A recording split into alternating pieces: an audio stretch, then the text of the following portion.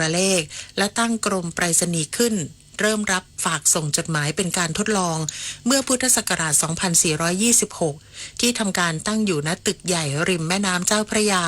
ตอนปากคลองโอ่งอ่างด้านทิศเหนือเรียกกันว่าไปรษณียาคารผู้มีคำถามการใช้ภาษาไทยสอบถามได้ที่ www.orst.go.th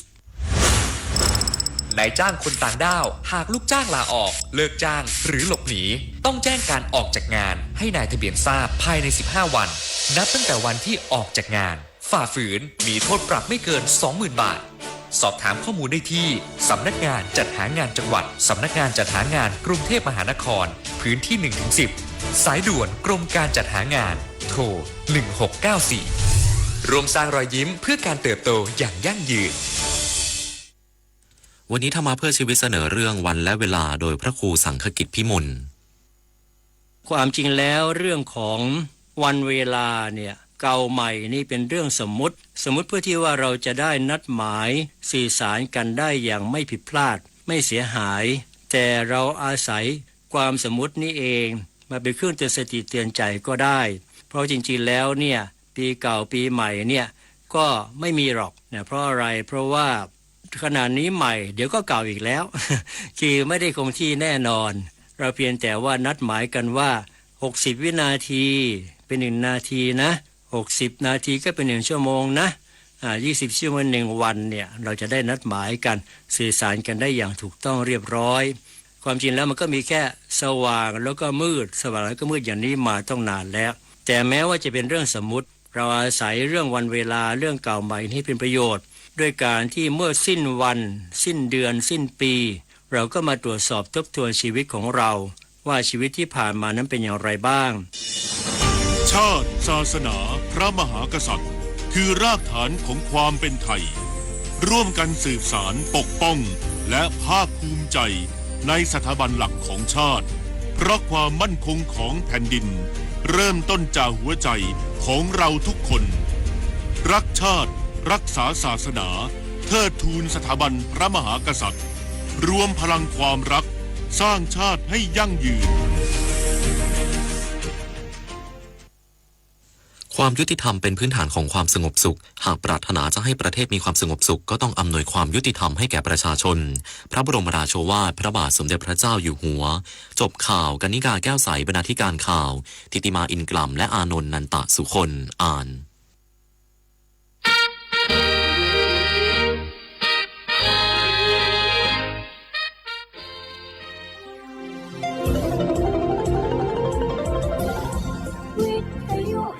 ประเทศไทย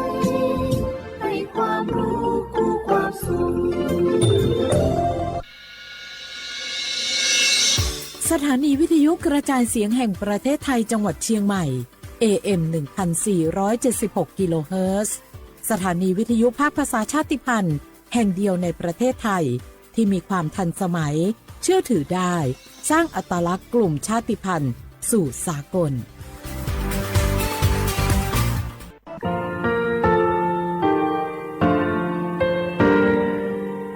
งาคือมีติปิเพกาวิเชแลงาคือติกาติชูแลติเลเพกาวิมาเฮยาค่างาคือชอยาออตุคโลกาติเชวิออคือคาติผาคาชูโยอาชูโยวิโยกาคาเดติเลอติแกกาพุติลาวิทปาตอ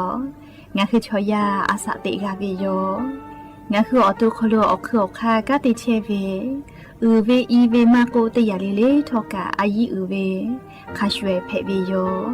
อลักวงาคืออตุคโลอคืออคากาติยายามาเตียลาบิลโก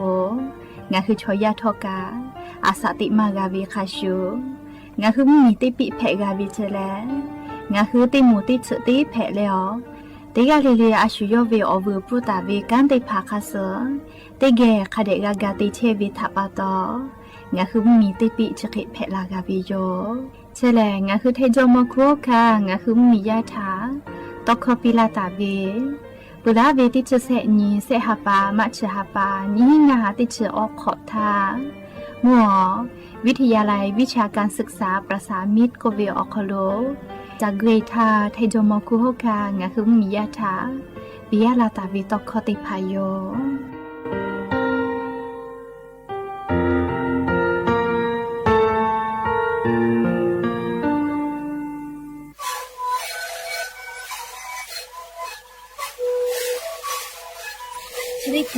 กาจะเชบีออกข้อชิเล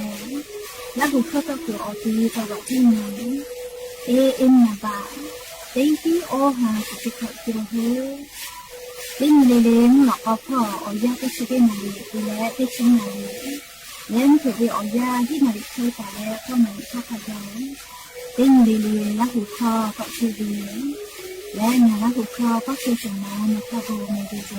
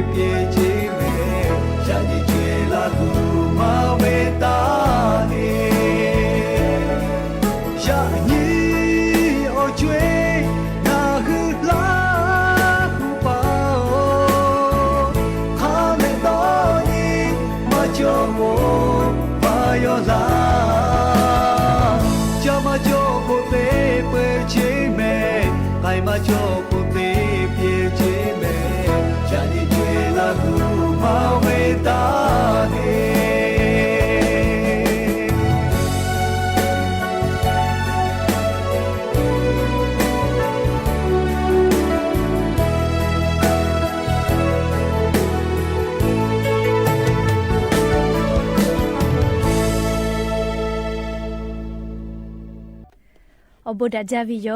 อย่าเพิ่งหาติปอทอกะดาจาวิโอยาชอขลงงะคือติปอกอกะมีละแลจุเป้าปาโลเชตาวิงะคือวิโอนีราหุยาติภาเกอติแกไรกาบุดาจาขลงงะคือติปอกอกะมีลาวิทัปตออลอเปติกะเลเลถาตาวิโยยาวิโอขลละเซจาเลอไรกาบุดาจาขลหะยูลาวิโยแมหะวิโอวิโอนีราหุยาขะพ่อเชพาโลเชตาเวคาคิเพเชเลติกะเล เลทอกาจ้าแม่ดอแม่ซึแม่กาแม่ฮาเลดอซาเชลเลนาชุดเจเวียยากาเนี่ยคือไทมิงกอคโลแลมูยีคอยาลุลาเปวิทาปาโตเจ้ายาคัสลุลาตาเวอานากอติพัทานี่คือตอดาและปูกากากิตูจ้าเวดอวิเชเวจอวิเตจิเลเลพอกาอายีอยู่แลอาชุยอโตยอยากาทะคเดนหาซาดักอิสิแม่และยันยีเวลยาแลชุดิสอคอโลซุปขอนี้ยันยีแลงะฮาปามีฮาปาคอโลยันยีเซชเตนี้ยันยีฟันเพวิโยและจะขอนี้ฮีนี้ชงาขอสขอหาเวียวนี้ละหุยาติเผาเตฮาเลเลเวียาฮินาริควายตาและกอนาริทักไกเตฮาเลเลงะคือละหุคอไรกาอบุดาจาอคโลวิทยุเรดิโอAM ติฮิโอฮาสจิคกิโลเฮิร์ตเตไลพองะคือละหุคอไรกาอบุดาจาตอกไอเชวิโยปุตตะเลนยิพอติพอ Facebook Fan Page สวทเชียงใหม่ AM 1476พอกาไลฟ์สดติตอกไอเชียวงะคืออวิยนีละหุยาติผาติแกละหุคอพอนาและนี่คือละหุชจิตาโอกาปิดากิเพวิโยแล้วอย่าปึฮาวิอยาวคลุทอกะอยู่เวลาตาวิอบูจอวิอลอติผาไลรออยู่เวลาตาวิโยอวิยนีละหุยาติผาทอกะติแกละหุคอพอนาและนี่คือละหุชจิตาโอกาปิดากิเพวิโยแม่หาเวียวนี้ละหุยามือจ้าวาจ้าเชเวเกษตรกรโมติผาจะขอเวียวยากาลิติปองนคือมือตาวาจาเวอสอญูติตาเวติปออลอข้อมูลติผากอบุกแลขึ้นทะเบียเวียอยากอเกาเจอสติมูลกกานคือติมิเตียเวลาเฮเตียเวลาสามามีลาซึมือมีเตียเวลาชดิผานคือเกษตรอเพื่อคโลเรสำนักงานเกษตรอเพื่อกันเลยนคือจะลงทะเบียนแพวิโยเรจะขึ้นทะเบียนแพวิโยอเมกาจะเกวิโยตีจ้ามือจ้าเชเวงาซึมือมีงัดชไลเตียเวเล่ไม่กังงาติมีนชไลเตียเวแต่ก็แลเล่สำนักงานเกษตรอำเภอคโลนคือการจะขึ้นทะเบียนแต่ตาวิโยมาให้เวลาโกเลียจุยารัฐบาลมือจ้าวาจ้าวิอมุติผาถากาลาตาเวพุดิติผาจอวิทยาธานคือมาขึ้นทะเบียนเวลาโกมากาแม่จอสติโมโยลงทะเบียนวิกาลีขึ้นทะเบียนวิกาญค่าจอวิโยอลอติค่าแลนคืออตุนคือเลียสำนักงานเกษตรอำเภอแกแลจะขึ้นทะเบียนแพวิโยไม่เลยกะเรียนค่าติค่าแล้วก็เว็บไซต์ eframer.com ก็เวจอคโลนอค่านอเว็บไซต์อคโลนอค่านอขึ้นทะเบียนแพวิโยเลเว็บไซต์จอคโลชูนาลาตาวิติจิเลนอค่าเดกะบุกวิโยและอปิติหมู่กะก็น่าสิแมลีอสติหมู่ก็ไกปืนนะอปิติหมู่ลอกกะติขอวิติปอจิแมลีนี่คือมือตาวาตาวิอสอญูติผาตีตาเวอามาติยาเวก็เลลิชติผาข้อมูลค่าเดกะจะอัปเดตลาวิเลมาจะอัปเดตเวลาโกเลนคือติขอมาวิอยาวคลุกะข้อมูลมาอัปเดตเวลาโกอาจุยารัฐบาลมือจ้าว่าจ้าป่าอโมติพัทธะกาลาเวฟุติพัจอเวลาโกเลนคือกะคือกะจอกะมากาวิจิอาเวจะเคลาวิเจจะดับปะตอลิงะคือละหุยาติผาพาโกลาเวเลเกษตรกรขึ้นทะเบียนวิโยโกมาชูพูกางาอากาก็เวเลปุลาทาติมีเตไลเวติฮิบะกาเวเลติมีจัตติยาเวติหมอนะชูกากางางากะขึ้นทะเบียนเกษตรกรเวก็เวเลชเวแลเลียคาติผาจะเคลาวิเจนคือข้อมูลมาอัปเดตเวทับปะตอเลปุลาทานอขึ้นทะเบียนเกษตรกรเตียกานอเวข้อมูลมาอัปเดตเวลาโกเจียวิเจเฮกว่ากะคือกะจอวิอเจติผากะจอกะมากะและชูเจียวิชอชกะเกวิโยจะรับปะตอลิงะคือราหุยาอีโอเวกะเตขอเวติปอเจเลนคือเกษตรกรหมอคนลุกขึ้นทะเบียนตาวิชได้พาข้อมูลเลขก็จะอัปเดตเวนะอจะใจเวเลจะเขาเป้างาจะนอนะมีนชไลเตียเวเลกูแลเลอจะใจเวอลอติพาก็จะกกเวเจเลมาให้เลกาอันนี้ขอจะนอนะมีเตียเวอยากข้าจะเขาเป้าเข้าหอมมะลิเตียเวลากูกาเลข้อมูลที่พาก็จะอัปเดตเชเวเจเลอจะใจเวเพเชเวอยาวคโลหอดาวิทาเรียกข้อมูลที่ผาก็จะอัปเดตวิเจเฮกองาฮืราหุยาลีมือจ้าว่าจ้าเชวิชอติผาจะขอเป้ากาลีติปองาฮือมือจ้าว่าจ้าวิอโมคโล ลิขึ้นทะเบียเวไม่กะอัปเดตข้อมูลเวอยาเกาะเกาเจโนฮือแลค่ะเดี๋ยวมาจะขึ้นทะเบียและข้อมูลที่ผ่ามาอัปเดตเวลาโกอาจุยารัฐบาลกาลากากาโนฮือเกียวกาลามากาเจเรียกกงาฮือเตกาเลกะมือจ้าว่าจะเชเวอมูที่ผ่าลโกเลค่ะเดี๋ยวจะอัปเดตข้อมูลเชแม่โนฮือตูเลเตปติสำนักงานเกษตรอำเภอเจ้าหน้าที่แกโอเคแล้วจะอัปเดตกับแพวิโยไม่เลยโนฮือตูโนฮือข้าโนฮือกะเลแอปพลิเคชันเลfarmer book ก็เวียคโลเกษตรกรอปีเตมูลก็กแอปพลิเคชันเชวิอคโลกาโนฮือเลอัปเดตข้อมูลแพวิเจอลโกเลอจะได้พาเลอายีอุจาแม่เลอาจุยารัฐบาลกาลาตาวิกามากาวิชกาลีโนฮือข้อมูลจะเจเวเจ้ายาคัสคาหอยวิเพเชเวลาเลนี่ขอเสขอเกาคือทะเบียวิยาคติปอยกามาจะอัปเดตวิลโกอาจุยารัฐบาลกาลาวิอจะได้พาโนฮือเกียวมากาวิกะชกะลาวิโยเลชกะงาคือมือจ้าว่าจ้าเชวิชอติพาทาเรียอลอซาตาติพาปิลาวิโยแม่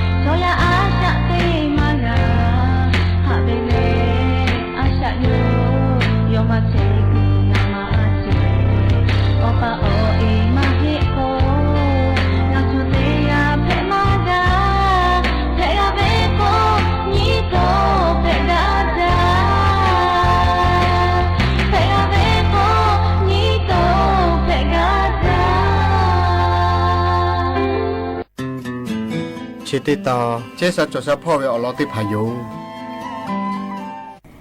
และยันเตปอทอกาเชซาจอซาพ่อเวอลอติพายุเวลาตาเวแลนี่คือหมอกอคโลเบเวลอเวอานาจะเคติพาเพวิทยาทาลีงาคืออเป้ากุลจอตาเวจาจูดอจูเตพาสึกนะเชเตเยกไอตัวเวอลอติพายุเวลาตาวิยอมนี่คือหมอกอฮอนาโลนาเวทยาชาลีสึกนะเชตเยแผเวอลอติจูแลอาปอสโยจิแมอาปอสแลอบูจอจาวิโยอาปอสติสแลวิชาอัวชูรังนกเลโอกานัชกวินาลีดัจจาวินาชกวาวินาข้ากะข้าจาลีติบอวิยากาอลาคิสชหิจบะกาวิโยลีรังนกติบอวิยาข้าจาวิโยยาข้าทอกานี่คือชอยาอบูกาวิเลอาปอสติสมาจอจิแม่ลีอาปอสเมียวีทอกาลีและเวลาโกนี่คือชอยาเชซาจอซาพ่ออบูจอจาวิโยใครเตเลลีอาปอสอจะเจวิทเดภากานี่คืออตูอคโลนาวิโกวิอจทากับผู้วิทยาทากาซึ่งกนัชติเยเพวิโลนี่คือหมอกอฮอนาโลนาวิทยาทาลีนี่คือหมอกอขอวิอนาถาหาซากาวิอาปอสอจะเจวิทเลอคาจะคิจวิโยอาปอสอจะเจวิมาเฮจาสิวิเมกามาเมสิวินาลีอยากเขาอจะเจวิเฮลาเวลีข้าเจเฮลาวินาอยากข้าเมวเวเด็กไขมาลุยสิแม่ลีอาปอสเซสอยู่เวลาเลลีข้าเดชบาสิจิแม่อกุกุตาบาจิลีอาปอสอคโลอบูจอจาวิชอกุกุอจะเสด็จพายเจข้าเดชบาเลลีวเลติสวาเลคุเอขอมาโกลีทก็คโลกุจ้าเลจ้ากาตาวิโอคือจะได้ผ่าหมอกก็พอหอบาหมอกก็เมบาเวเลติญิเวอปงาปจะเคติวิลโกนี่คือหมอกก็คโลฮอนาโลนาเวจะได้ผ่าทอกาเคลาวิโยจิแมอาปอสอจะเจเวนาเลอกุกุตาบะเมเลทก็ขอมากมคุคอคเดกุจ้าเลกาตาวิโอคือช่วยทาตาเตเมเลติคือหมอกก็เลาะปุยลาลีช่วยทาตาเตเลอาปอสจ้ากาวิโอคือเลกัวลาทาหมอกก็ขอเมบามาเหกะเลหมอกก็หอบาเวติญิเวอปงาปจะเคติวิลโกนี่คือหมอกอคโลโลนาตาวิชได้ผ่าทอกาอมือเคลาวิโยจิแมเปตาเลนี่คือหมอกอคโลฮอนาโลนาวิจะเคเพวิทยาทาเยเพวินยาติยาโลโกผู้ชุผู้โยผู้ชุผู้จะขัดเตเยวิเลโกโกเลชเวเลลีออจะเจติปติเบจาวิโยจิแมนี่คือหมอกอคฮอนาโลนาวิทยาทาเลผู้ชุผู้วินาเลออกเอเลกิเซกิอยู่เวลาเลเบจาวิโลโกนี่คือหมอกอคโลฮอนาโลนาวิชได้ผ่าทอกะเคลาวิโยจิแมและเลเตพาพาลโกอจะเจเลผู้ชูผู้เวอจะเจเบจาจะก็เบจามากาเลอปีกะเฮจาเพกะเพวิทปาตอติข้าก็เตเยเพสิวิโยเจผู้ชูผู้เล ဖွေဝေโอเคဝိချလေတော့နေအလေဤကကူဟောလေလေဝေခလုတိလေတော့တိမဲလီမိုက်ကမကောဟောဘာမကောဤကဖုရှဖူလေလေဝိတိအဝေဟူဒါလီမေဘာဟောဘာဝေလကုကမကောခလုဟောနာလောနာဝိချလေဖာထောကခဲလာဝီယိုတိမဲဖုရှဖူကလေအချီခလုတိကြလောကိုလေချီညူဝေအကျတေဖာထာဂဂလာဝေလေဝတလေစေရတေယงาคือหมอกอฮอนาเลาะนาวิทยาทาสกนะชติเยแผวิแลมากุลูผะจิแมเลมากะผะกะกูหมอเลนี่คือละหุยากะตีจีเลตีจีอเชียวิตโคเยวิกะอาจจะเลปืนดาวิโยมากุลูผะมาโกลีมากะผะชได้ผาอจามาโกเลยอผะเชกาเวลาตาวิชอคาเดชบาเลหมอกอคอเลเบจิแม่ลีเมื่อยเบนเมือเลลีหมอกอคอคิติเมียจีมากะผามาโกลิมากุลุผาชกาอจะเจวิชทอกาหมอกอปีนิเวติผาทกาเควิโยเลและชเวออกโคกานี่คือหมอกอฮอนาโรนาทกาฮัสซากาวิโยเจไม่กะเลติผาผาลอกวมากุลุผามากะผาชติผาอจะเจวินาเลเมื่อคเดปึเนี่ยเลลีอีกะกูฮอเลเวคอเกลือเลโอคือเจซื่ออยู่เลก็เอ็กขอเกลือเลมุส่งเผื่อหมอกอเมบาวิหอบาวิจะเคเตวิลกุกะหมอกอปีนิววิกะดะเลนี่คือหมอกอคอลุเลาะนาฮอนาวิทได้ผาทอกะในลาวิโยจิเมลีมากุลุผามากะผาชกะอสเจติชยาจามเมวิมาฮิลิอผาได้ผาทอกะสกนะชติเยกาวิโลแมปุตตะเลลี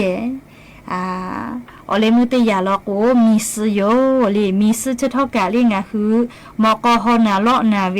จะเคแพวิทยาทาลีมีสอจะเจเวเลอจะเจเวดูเวลาเวคาเดชบาเล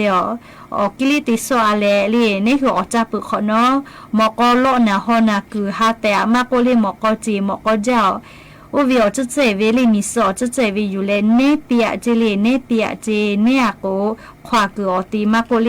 เบียกืออตีชะได้ผัดทอกะในลาเคลาวิโยเจเมลีในลาเคลาวิโยเจดัจจาโลแม่ลีนี่คืออเป่ากุโลจอตาเวจัตุดอตุติผาทอกาอชอติผาเจติติจาเพวิมหิโลติจือโลโกนี่คือนาตาเวอนาติผาทากาหาซากาวิโลเลสกุณะชติผาติเยเพวิโลแม่จะเบติจือเวอยาอคลุงะคือชอยาแลสกุณะชติผาทาอายุคเดมาเตอลโกลีดัจจาเวกาลนะชติผาจอเวแต่โกเลลีไลยาโลโกสกนะชสเรผาทากาญปูไกวิโยยาคาลิงะคือคาเดดอนิเลเยเวตยาทาลีนี่คืออเป่ากุโลจอตาวิสกนะชเยวิเชเลดอหาดอคิตุกอตุมาจอลีชทอกาอยู่เวลาแลอวิอเนละหุยาติผาทาชเคชลากาลาวิโยแม่และอย่าปึฮาติปอทอกาชิลากาลาตุเวอลอซาตาติผาจะใครไม่จะได้โยแม่ลุลาและกากาพนาเลออกาปิลาเชเวติกาเลเลกาอบุจาแม่ติกาเลเลซแม่กาแม่เชซาจอซาฮาเลดอซาปีอบุจา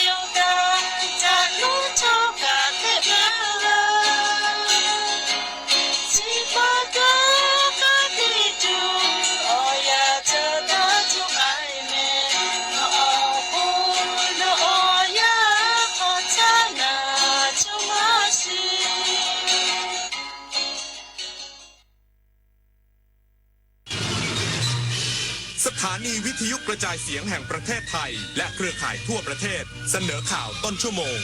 รู้เร็วรู้จริงเกาะติดทุกสถานการณ์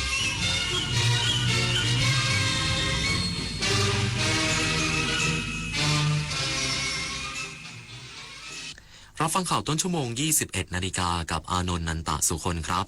ประชาชนตามพื้นที่ชายแดนไทยกัมพูชายังคงเดินทางไปมาหาสู่กันตามปกติอีกสักครู่ก็มาติดตามรายละเอียดครับ จากน้ำพระราชหฤทัยของพระบาทสมเด็จพระเจ้าอยู่หัวที่มีพระบรมราโชบายในการพัฒนาฟื้นฟูคลองต่างๆทำให้คลองแม่ข่าจังหวัดเชียงใหม่เปลี่ยนจากคลองที่มีสภาพเสื่อมโทรมเต็มไปด้วยขยะและน้ำเน่าเสียสู่การเป็นแม่ข่าโมเดลคลองสวยน้ำใส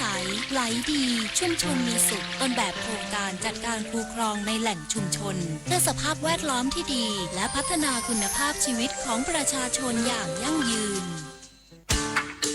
ถนนดนตรีไลฟ์เดือนมิถุนายนสนุกกับจังหวะที่อยู่ในสายเลือดของคนไทยดังไปทั้งแผ่นดินฮิตไปทุกชนชั้นจุดผสานทางวัฒนธรรมกับหมอลำสามชาติลาตินซูพร้อมศิลปินรับเชิญเท่าสราวุธทุ่งขี้เหล็กวันศุกร์ที่ 20 มิถุนายนนี้เวลา 18 นาฬิกาณห้องออดิโทเรียมอาคารศูนย์ปฏิบัติการถนนวิภาวดีรังสิตดินแดงกรุงเทพมหานครติดต่อเข้าชมฟรีได้ที่ Facebook ถนนดนตรีเรายังเป็นนักเดินทางเมื่อเราก้าวทันเราต้องรักษาพัฒนาและส่งเสริมผลประโยชน์เพื่อความก้าวหน้าสู่ยุทธศาสตร์ที่สำคัญเราพร้อมผลักดันกิจกรรมเชิงรุกที่สร้างสรรค์ในทุกมิติรวมทั้งสร้างสรรค์ความเข้มแข็งในภูมิภาคที่มีอาเซียนเป็นศูนย์กลางเราสนับสนุนการส่งเสริมและเชื่อมโยงในเวทีเจรจาการค้าการลงทุนเรารักษาสันติภาพเสถียรภาพความมั่นคงและความมั่งคั่งประชาคมอาเซียนประชาชนเป็นศูนย์กลางเราไม่ทิ้งใครไว้ข้างหลังมหานครแห่งอาหารและบริการหาล้านสู่ตลาดโลกซอฟต์พาวเวอร์ด้านอาหารปลากุเลาเค็มปากใบนราธิวาสไก่เบตงยะลาปูทะเลปัตตานีโคพันธุ์พื้นเมืองและแพะวัตถุดิบชั้นเยี่ยมของท้องถิ่นได้รับมาตรฐานอาหารสากลและอาหารหาล้านผลักดันให้เป็นพื้นที่มั่นคงทางอาหารสร้างเศรษฐกิจชุมชนเพื่อยกระดับคุณภาพชีวิตภายใต้ระเบียงเศรษฐกิจหาล้านจังหวัดชายแดนภาคใต้จุดผ่อนปรนช่องอานม้าอำเภอน้ำยืนจังหวัดอุบลราชธานียังเปิดให้ชาวไทยและกัมพูชาไปมาหาสู่ค้าขายกันตามปกติพร้อมเชิญเที่ยวงานเทศกาลผลไม้และของดีอำเภอน้ำยืนนายอาทิตย์บุษบานายอำเภอน้ำยืนจังหวัดอุบลราชธานีเปิดเผยว่าขณะนี้ที่บริเวณจุดผ่อนปรนช่องอันม้าอำเภอน้ำยืนจังหวัดอุบลราชธานีประเทศไทยซึ่งอยู่ฝั่งตรงกันข้ามกับอำเภอจอมกระสานจังหวัดพระวิหารของกัมพูชายังเปิดให้ประชาชนทั้งไทยและกัมพูชาทำการค้าขายไปมาหาสู่กันตามปกติทุกวันอังคารและวันพฤหัสบดีเวลา 9 นาฬิกาถึง 15 นาฬิกาเช่นเมื่อวันพฤหัสบดีที่ 29 พฤษภาคม 2568 ที่ผ่านมาสินค้าส่วนใหญ่จะเป็นสินค้าทางการเกษตรหรืออาหารตามฤดูกาลในอำเภอน้ำยืนกล่าวเน้นย้ำว่าจุดผ่อนปรนช่องอันม้าอำเภอน้ำยืนจังหวัดอุบลราชธานียังเปิดบริการปกติไม่มีการปิดแต่อย่างใดในอำเภอน้ำยืนยังได้กล่าวเชิญชวนนักท่องเที่ยวให้มาร่วมเทศกาลผลไม้และของดีอำเภอน้ำยืนประจำปี 2568 กำหนดจัดขึ้นระหว่างวันที่ 12 ถึง 15 มิถุนายน 2568 มาเลือกซื้อผลไม้ไทยขึ้นชื่อหลากหลายที่กำลังออกสู่ตลาดเช่นทุเรียนเงาะลองกองมังคุดลำไยณสนามที่ว่าการอำเภอน้ำยืนจังหวัดอุบลราชธานีปรากฏภูมิสวทบราชธานีรายงานเช่นเดียวกับด่านชายแดนถาวรช่องจอมจังหวัดสุรินทร์ยังคงเปิดให้บริการตามปกติเพราะมีเจ้าหน้าที่อำนวยความสะดวกตลอดช่วงวันหยุดยาว 4 วันนี้จากกรณีมีกระแสข่าวเรื่องการปิดด่านชายแดนไทยกัมพูชาทั้ง 6 ด่านและ 11 จุดผ่อนปรนนั้นล่าสุดที่จุดผ่านแดนถาวรช่องจอมอำเภอกาบเชิงจังหวัดสุรินทร์ยังคงเปิดบริการเป็นไปตามปกติโดยเฉพาะการขนส่งสินค้าระหว่างประเทศรถบรรทุกขาเข้าขาออกยังคงเดินทางผ่านด่านได้ทุกวันในช่วงวันหยุดยาว 4 วันเจ้าหน้าที่ยังคงดูแลและอำนวยความสะดวกต่อเนื่องโดยวันนี้มีรถที่เข้าออกด่านชายแดนช่องจอมณเวลา 17 นาฬิกาจำนวน 79 คันมากขึ้นเป็นเท่าตัวเมื่อเทียบกับ 3 วันก่อนด้านนายอำเภอกาบเชิงยืนยันสถานการณ์ด่านช่องจอมจังหวัดสุรินทร์ยังปกติวอนประชาชนอย่าตื่นตระหนกนายสุทธิโรจน์เจริญธนศักดิ์นายอำเภอกาบเชิงจังหวัดสุรินทร์ยืนยันว่ายังไม่ได้รับข้อสั่งการจากฝ่ายทหารหรือฝ่ายปกครองแต่อย่างใดบริเวณจุดผ่านแดนถาวรช่องจอมสถานการณ์ยังเป็นปกติประชาชนทั้งสองฝั่งยังข้ามไปมาหาสู่กันได้เหมือนเดิมพ่อค้าแม่ค้าภายในตลาดช่องจอมทั้งชาวไทยและชาวกัมพูชายังค้าขายกันเหมือนทุกวันฝากถึงประชาชนอย่าตื่นตระหนกตามกระแสโซเชียล ด้านนางนัทธัญจิราโพคินสมใจเจ้าของร้านทองสุขใจสาขาช่องจอมกล่าวว่ายังคงเปิดขายตามปกติมีลูกค้าเข้าออกอย่างต่อเนื่องตอนนี้ไม่ได้ตื่นตระหนกหรือเตรียมเคลื่อนย้ายอะไรคิดว่าสถานการณ์ไม่มีอะไรรุนแรงคนในพื้นที่มีความเข้าใจกันดีกฤษดาสุนทรสวทสุรินทร์รายงาน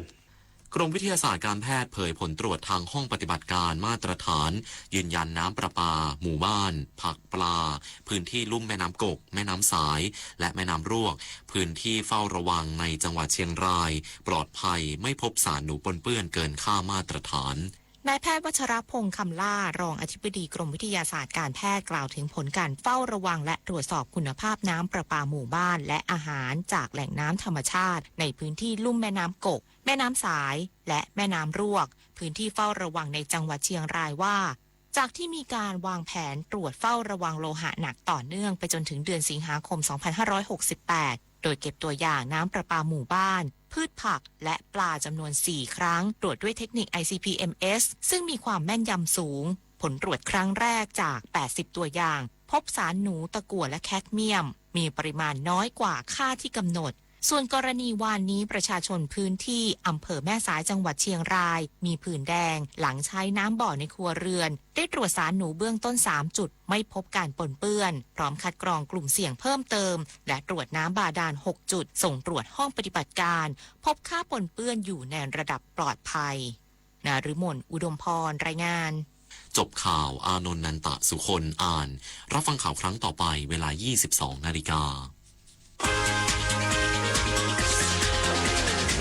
ติดตามข่าวที่นำเสนอไปแล้วได้ที่ www.thainews.prd.go.th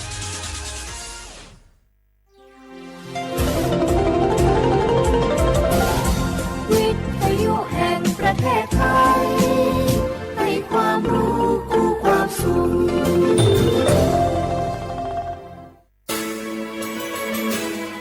สถานีวิทยุกระจายเสียงแห่งประเทศไทยจังหวัดเชียงใหม่ AM 1476 กิโลเฮิรตซ์สถานีวิทยุภาคภาษาชาติพันธุ์แห่งเดียวในประเทศไทยที่มีความทันสมัยเชื่อถือได้สร้างอัตลักษณ์กลุ่มชาติพันธุ์สู่สากล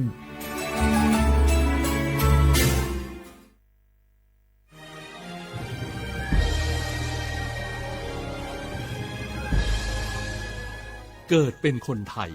เติบโตบนผืนแผ่นดินไทยจงภูมิใจในความเป็นไทยชาติไทยเรานั้นนับเป็นชาติที่มีความเป็นมาเก่าแก่ยาวนานเรามีภาษาวัฒนธรรมและมีสิ่งต่างๆที่เป็นเอกลักษณ์ให้เราได้ภาคภูมิใจในความเป็นคนไทยเราควรเห็นคุณค่าและมีความรักชาติหวงแหนแผ่นดินอันเป็นมรดกของบรรพชนร่วมภาคภูมิใจในความเป็นไทย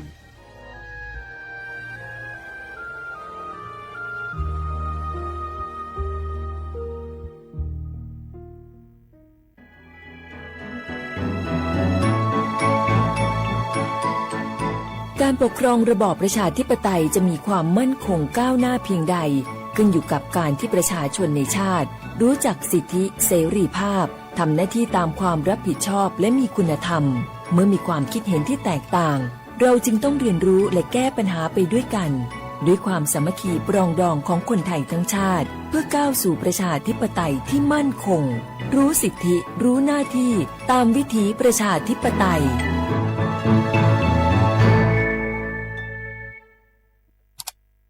อ้าวแชร์เข้าไ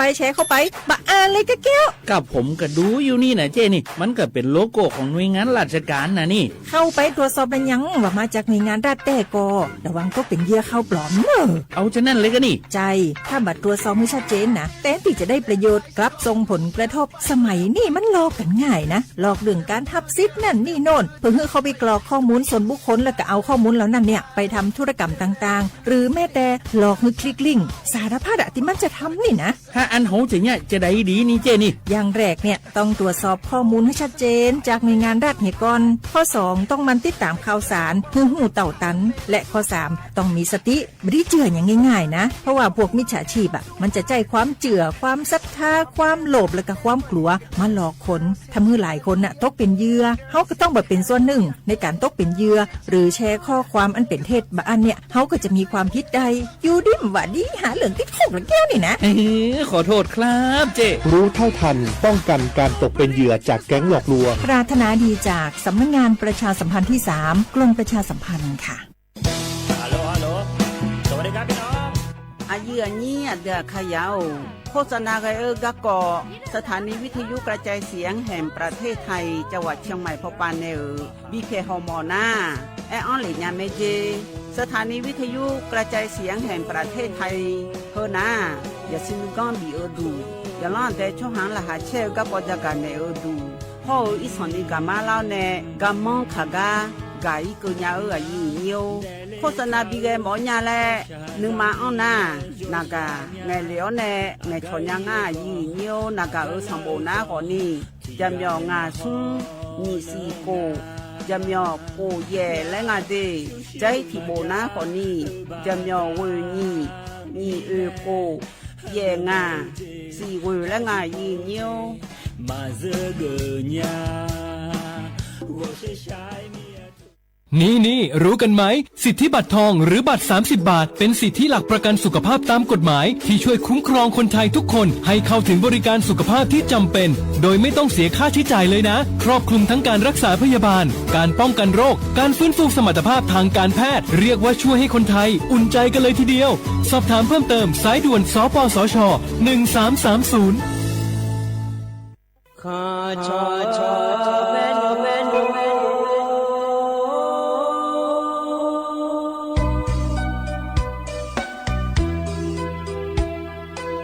你照顾灵啊，到我土呀卡不，让你怎么灵啊，到我草呀卡不，草怕马西草茶路那一个，什么我那马西过来呀一个，不努马西。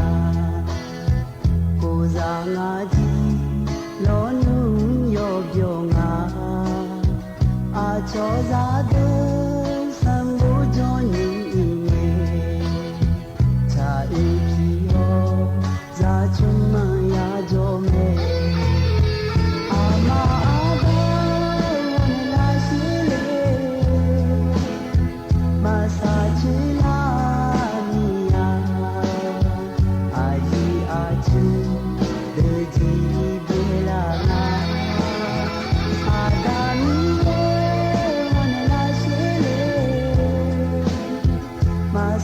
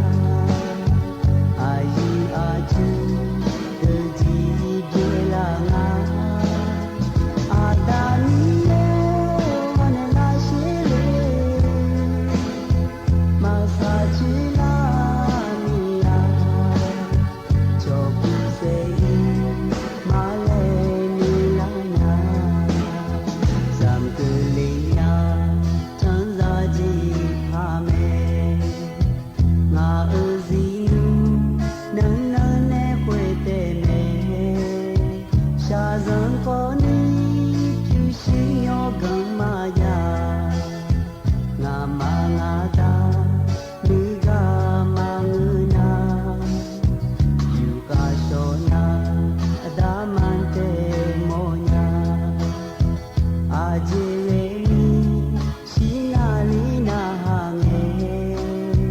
ဇာတိတော်မီနာကိုတို့ဟောရှိညာအာလီနောနူသာတော်ဒီအေမေအာမာအာဒါဝန်လာရှိမဆာချီလာနီယာအာယီအာချီဒီပြေလာငါအာဒါနီယေဝန်လာရှိမဆာချီလာနီယာချိုပီစေ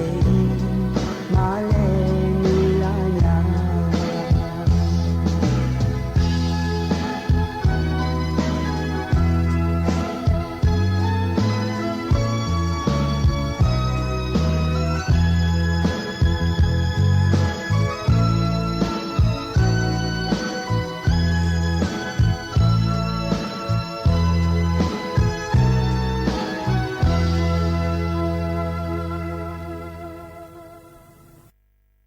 อุจิพออุดุธรรมะเด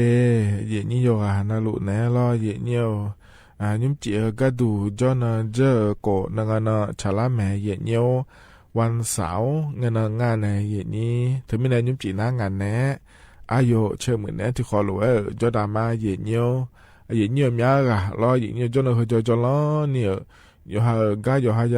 ก็จะจะขอโทษยามจะขอโทษจิกะกะแม่เราเลยจอล้อนี่ยมเหลือเนี่ยอินว่าก่อนนั้นไอ้ยามเราคุยฉลาเนี่ยรออาคารนึกสอกระดูนะคนที่จอนงานแล้วไอ้ถาลัววันนั้นอันฉลาดูเยนี่ที่ไม่ยุ่งเจ๋อซาแล้วที่ขอรู้เดี๋ยวดามาเดย์เยนี่เดย์คันนึกสอกระดูนะคนที่จอนงานก็ไล่ไม่เนี่ยเยนี่เดียขาขอนี่คลียาเกิดท่าขอจอรอกูทอเกิดกูดอเกิดท่าขอจอไม่เนี่ยคันนึกสอกุลังซาไอ้ยามฉลาแม่เยนี่ที่ไม่เนี่ยอยู่หายาอยู่ว่าเพื่อมาเสือเนี่ยกุลังซาเลยหรอเดย์เยนี่เดย์ที่ขอรู้จอดามาเยนี่เขารู้ว่าโกนงานก็ล่านะรอเย่เนี่ยจะไปเบียวแล้วยานาหาดาผารอต่อช้าขอนี่ไปเบียวแล้วก็เย่เนี่ยเพราะในบินนาหาดารอขณะศึกษาเยี่ยมเราค่อยนะขอเนี่ยอาชิกัวเจมิเมลบินนาหาดามาเย่เนี่ยน่าเธอแต่มาเงือรอเย่เนี่ยเขารู้นะอันนั้นก็ล่านะรัฐบาลปนัยเนี่ยจะกายกาเทใช้จะก็มาจานะขอเนี่ยอดีตอาขาก็อดีตอาขาเลยจะก็อดีตอาขาต่อรอก็พอในเย่เนี่ยพอเนี่ยบินนาหาดามาเดียวกับเนี้ยข้าที่โปรแล้วพอในบินนาหาดาเฮยโยฮานาลูเวลยากาเกอร์พายในยาเดือขอเนี่ยมายาชิญญาเดือรอเดียขาก็ยอมยาเจยางงานในเงี้ยบ่ชั่วโมงเนี่ยแต่ชิจก้อนพิลุตัวในเงี้ยอังเถอแล้วบางเงินน่ะยัวในยาเดืองานมาโดขอในเงี้ยเดียขาก็ยอมยาเจยอมยาก็ขอเนี่ยมาชิญญานี่เปียอีรออย่างนี้เธอมีเนี่ยเดียขาก็เฮก็พอในบินนาหาดาในยาชิญญาพายรอไอ้ยามพังกันยาลอยรอเย็นเนี่ยพอในบินนาหาดามาเดถึงไม่ได้ข้านุขอเนี่ยพอในบินนาหาดามาเขาในอยู่หมุนจะสอดก็เกาะเย็นนี่นะก็ต้องเฉียวก็เกาะขอในบินนาหาดามาเดถึงไม่ได้ที่ขอรู้ว่าจอดามาเย็นเนี่ยเฟซบุ๊กปานในนาหาลูนะกดไลค์กดแชร์แล้วเธอเดินยังไม่เดเย็นเนี่ยเดที่ขอรู้จอดามาคือกันเนี่ยนะเย็นเนี่ยอันเนาะจะไม่จักาดันเนี่ยมาเดเย็นเนี่ยยุ่มจีเฮก้าเย็นนี่นะถอนเจอรอเดียขาอันนั้นนะโหที่นั่นฉลางาเดเยเนียวบลาชิงาซีอาโขนาแช่ที่โขงาเยเนียไทยอันนั้นอินาวันเสาร์อันนั้นสุมเชติบลาสีพฤษภาคมอาโขนิพังอายาโกชิเยงาเดเยเนียวเดโคตัวละตัวฮอนาอินาบลางาสีล้อเยเนียวอาชาสายเอียนเนาะฉลางาเดบลาสีนะสุมเชตินาจางาเยเนียน่าขันสอกระดูนะขอนี้บลาหลอกโกเสียงโดเลแม่เยเนียวมิถุนายนและขั้วสิล้อบลาเฮน่าเชลาเสียนะรอเยเนียว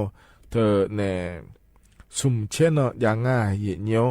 นัทก็เชลาเสียก็ดูนะขอเนี่ยอาคุณนอยคืออันนั้นที่นอนแล้วพยางาเดเยเนียวเดอันนั้นซุ่มเงินรอเยเนียวเดียวสมเด็จพระราชินีรอเดียวไทยมีของสังพามียาอายอเดเลอันนั้น เนื้อเกอกัดูเดและฉลาอันหนักงาเดเย็นเดคนงยังที่ปลพัจจากอากาศเนี่ยมาเดเย็นเนียวที่คนเราจะได้มาเย็นเนี่ยกันเนี่ยนะต่อชาติบิมแล้วพนักหาดามาเย็นเนียว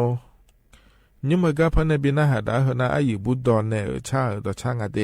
ที่คนเราเนี่ยหาเบียดามา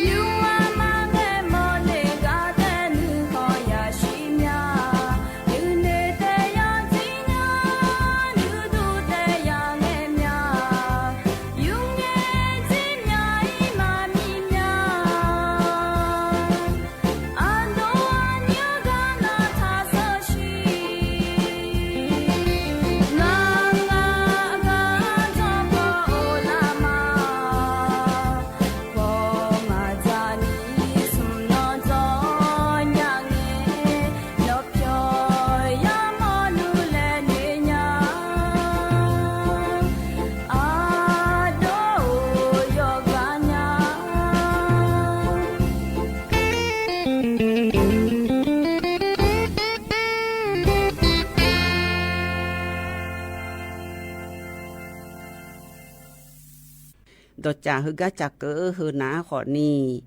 อายุชมยอนาอย่ากงและคุยจีอันนี้อย่ากงชื่อมือกูทกา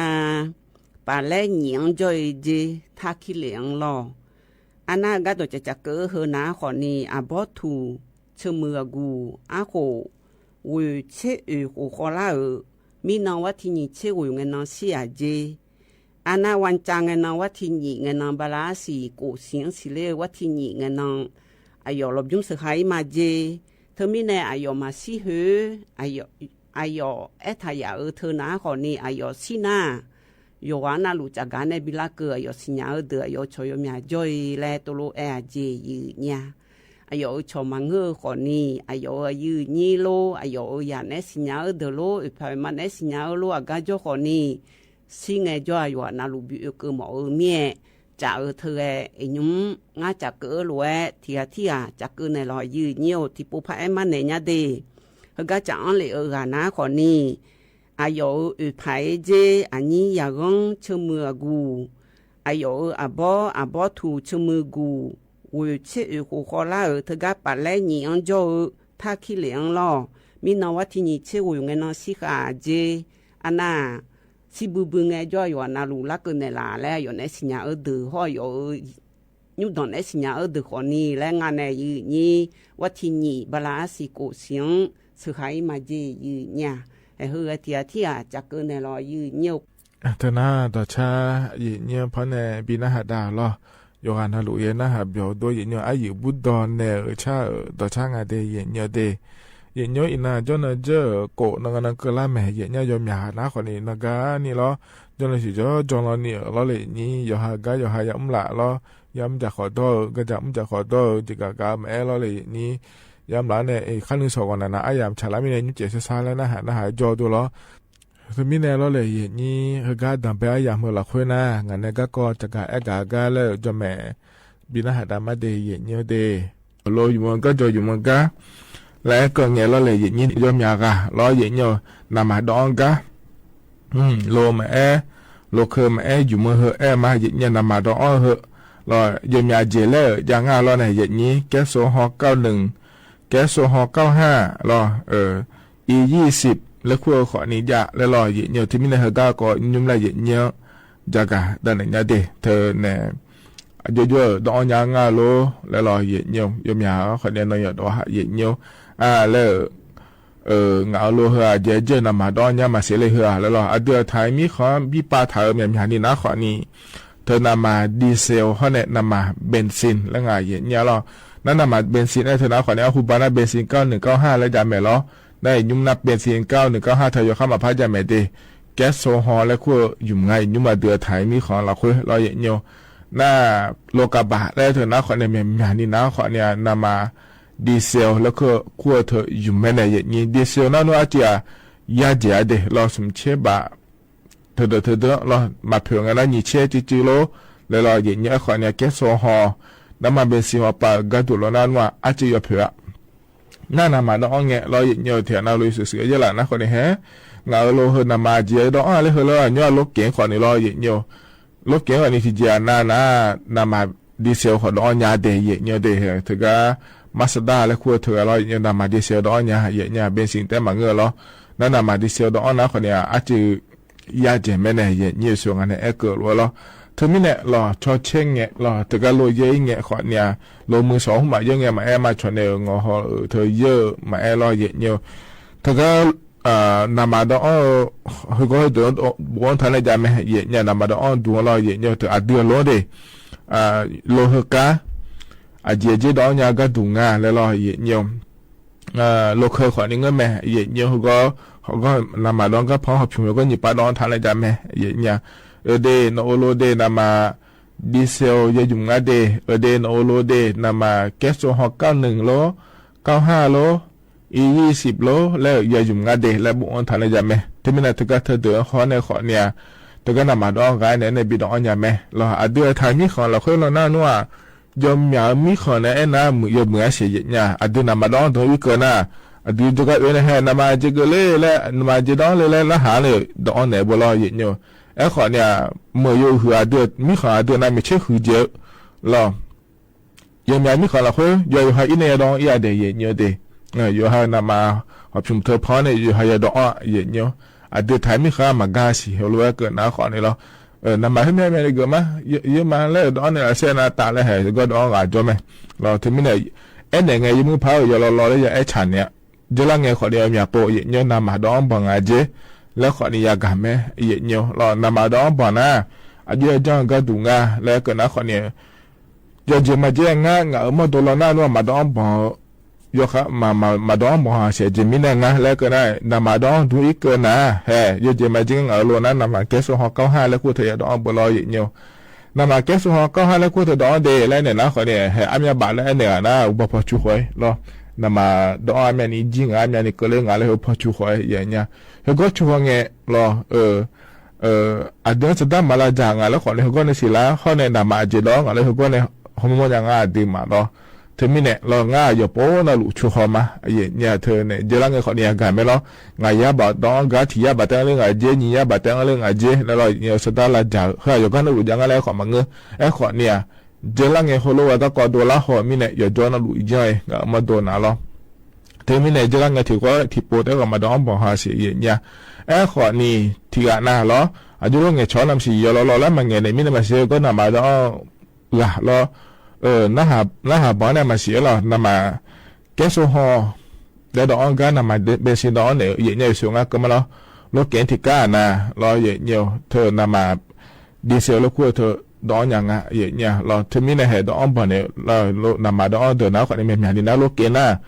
เธอแก๊สโซฮอล์จะดองแม่เบนซินดองแม่แล้วแต่สินยามีเนี่ยรอเยอะเธอมีน่าดูมาจะมือเมื่อยรอแม่เนี่ยนะคนนี้จะมาคนนี้ดอกบ่อย่างอ่ะมีเนี่ยรออย่างนี้งานรออย่ามาเลยรอเนี่ยเจมาเจงเงี้ยนำมาดองปังอาเจเลยอยู่หามองนะเราเนี่ยมองเงี้ยเดย์เนี่ยเดย์ที่จะทำยังเจเนี่ยโลกตรงนี้ถ้าอยู่ได้เดย์แล้วทุกคนก็เถอะเรานำมาเยอะสุดดูพาเจเนี่ยดองพาเจมันก็น่านำมาเจนี่นำมาดองจีเนี่ยเราเนี่ยโลเยอะเดย์เนี่ยอิงเงี้ยเฮ้ยโลเจนี่คือให้จอยสองอย่างนำมาที่เจมิเนี่ยมายุ่งยากเดย์เนี่ยเดย์นำมาแล้วก็เราหัวไปอยู่ท้อเลยหัวที่เจอังนำมาเราคุยเราเนี่ยทีนี้เนี่ยคือให้มายุ่งยากนี่เป็นยังไงจอยยังไงเนี่ยเราเงินหนาก่อนเนี่ยนำมาที่เจดองเดย์น่าจะเจมาเจเนี่ยเราเนี่ยโลเคอร์แม่นำมาเบนซินแก๊สโซฮอล์แล้วคุยทุ่มอย่างเงี้ยส่วนงั้นก็มาแล้วแก๊สโซฮอล์91และคู่ขอนิยา95และคู่ขอนิยา E20 และคู่ขอนิยา100เนี่ยเฮก็พอเรานั่นว่าดอนยาเมโลพาดอนยาเมโลแล้วก็นะขอเนี่ยมันนี่นะดอนยาเมเจเนี่ยเจมาเจงอยู่ฮาโลเคอร์เธอ91อย่าดอเจแล้วก็นะให้นำมาดอนด้วยไง91เธอมาจังอะไร95หรอแก๊สโซฮอล์95แต่จังอะไรดอนยาเมล่ะและนะหานะขอเนี่ยมันนี่นะ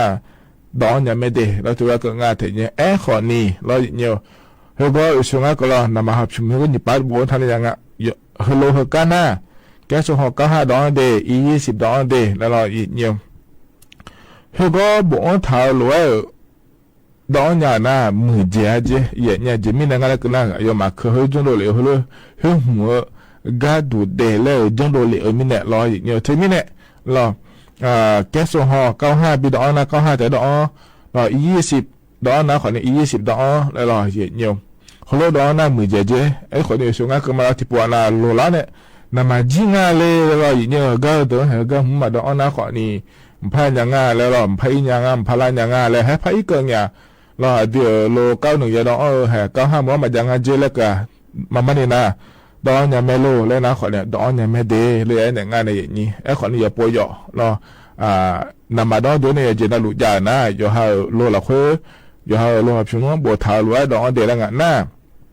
นำมาดอนเนี่ยที่อันนั้นเนี่ยดอนให้นำมาอยู่บิจิเนี่ยเหมือนนะมาดอนเนี่ยพอเลยเฮ้ยเจมาเจงจอนเรา91อยู่ลุงเราก็หาดอนผ้าหมอนยาเลยแล้ว20เธอดอนผ้าหมอนยาเลยนะเดี๋ยวก็นำมาคือละคุยเฮ้ยเรานำมาจะไม่บิจิเนี่ยเหมือนมาดอนยาโลแล้วนะขอเนี่ยมาเนี่ยนะจะมังงาเดแล้วทุเรศก็งาเธอเนี่ยมาจีขอนี่ดอนยาเมเดแล้วทุเรศก็งาเนี่ยอย่างนี้เราเธอไม่เนี่ยเหรอนะขอนี่นำมาก็เกาะเรายมยาขอเนี่ยเหรอก็โลแม่โลเคอแม่ยุ่มลัวไม่เนี่ยเยอะแล้วอย่ายุ่มไม่เนี่ยเราอย่าง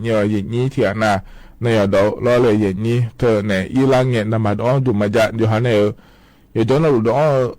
เดินมาจากไม่เนี่ยอย่าจีอ๋อเนี่ยมาเสียเลยเหรอแล้วเนี่ยดอกเราคุยลัวเราอย่างนี้ดอนยังไงเดี๋ยวแล้วจะกันกะด้านนั้นในปีสิบกามานั่นเหรอการที่เจอจะกันตอนเราเนี่ยอย่างเรายอมยากันนะคนในที่จ้อยเราโลเคอร์แม่โลแม่เยอะหลายนะคนในที่บิบยอนในที่จ้อยมาดอนเขาเดี๋ยวคนนี้จ้อยอย่างนำมาทานแล้วก็เราอายุเขาเตออายุบอกเกอร์เฮเลยก็นำมาดอนดูเราอย่างมามันนี่นะยังขายที่ปนำมาที่บิบยอนนี่ดอนเธอยอมมือเจอย่างเรายอมมือก็ดูงั้นเลยแล้วก็นะคนเนี่ยนำมาที่บิบยอนนี่ดอนนะ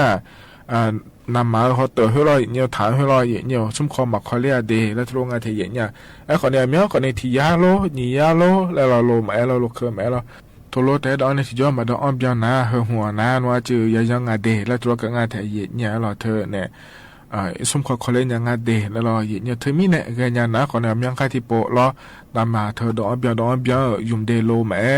โลเคแม่เดแล้วตัวจะกะกะงาเดเยเนี่ยเดกานาเนี่ยต่อชาติบิมแล้วนะฮะดามาเยเนี่ยอดกะโจเนี่ยชาต่อช่างงาเดที่ขอโลนะฮะเบียดามา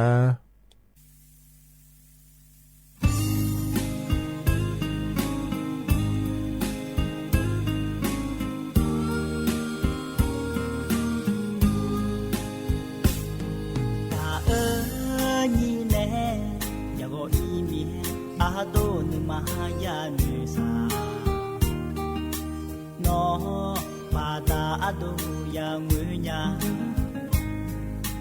ne mita anahu boy gano gana ma ngama ngada ko no nai magawa ye boy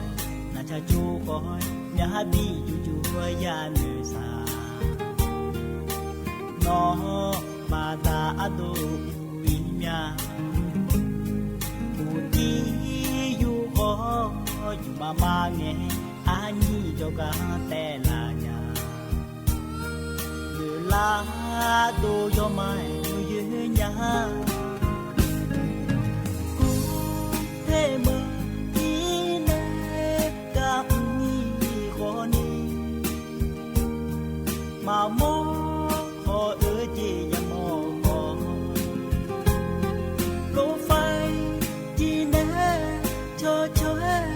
cho con đôi nâng mà che là nhà anh yêu na ma gạo chỉ cho lệ đôi nâng mà cơ là nhà chỉ cho lệ sự lệ bồ la nghe đôi yo sa ya lệ là nhà anh nai ngam ye boy ado ni aniga mabyo nya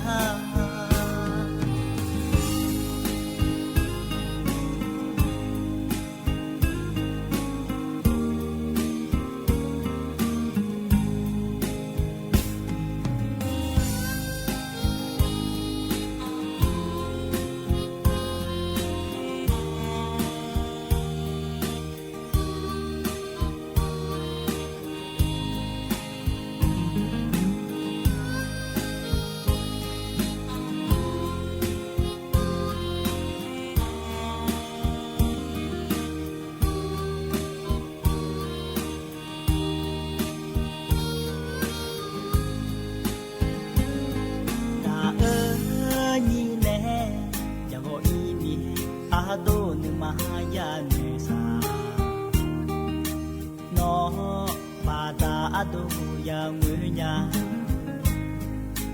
ne mita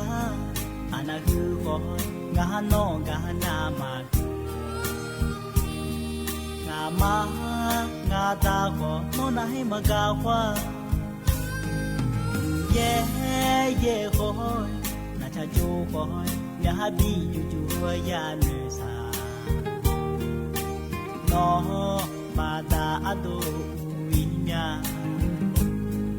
Uji yu ho yu mama nge ani joga tela nya la do yo mai yu nya te mo ine ga ni ho ni ma mo ho e ji ya mo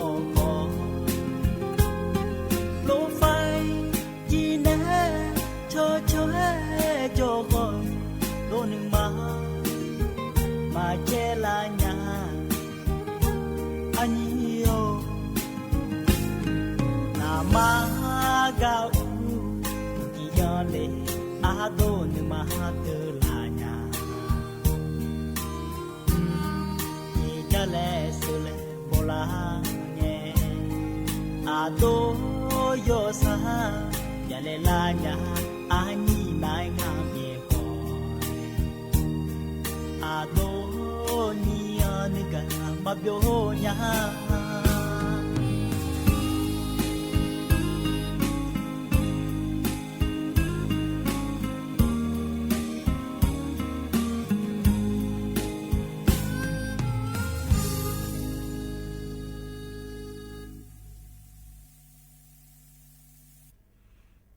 อัตกาพันในปีหน้าหาดาแต่ชาตกาจะบิวมาเยเนียวอดกาโจในชา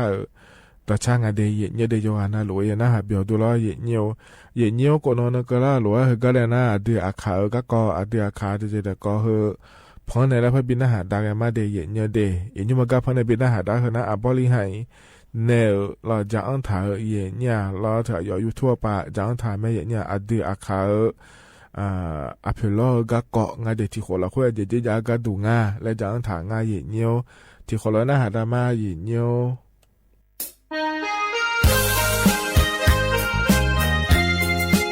อันเดียวข้าเราอเพล咯ที่ขวบเพอันนี้เพลอะไรก็เกาะเหรองานนี้สิญญาเลยนะงานนี้กาเลยล้อลัวนะรวยเพที่ขวบเพรวยเพลอยที่เดินหน้าที่ยิ่งเพลอยแล้วล่ะงานจีอากาศเพMCแล้วนี่มีอะไรเท่านั้นหรอรถเบลมาเถอะข้าทั้งพักข้าทั้งพักดิอาดูมาข้าชักข้าลูกเจ้าเนี่ยยกหัวบิพาลีมาดีแล้วคุณแล้วงาแล้วตัวสวยนั่งงาหรอข้าทั้งพักแล้วตัวน่าข้าทั้งพักเจอหน้าเธอคุณสิบาลาเธอไม่สาเสียหน้าคนเนี้ยคุณสิคุณไม่ยังมาคุณสิเมื่อเธอหน้าจาก็ดูจากเราเบียวเราโมเนี่ยก็ดูอย่าอุ่นเนี่ยเนี่ยอย่าอุ่นเนี่ยเนี่ยแอปเนี่ยเนี่ยจะบินนี่ก็ดูจะบินตัวนี่ก็ดูน่าคุณสิเป็นน่ะคุณมีเลยน่ะ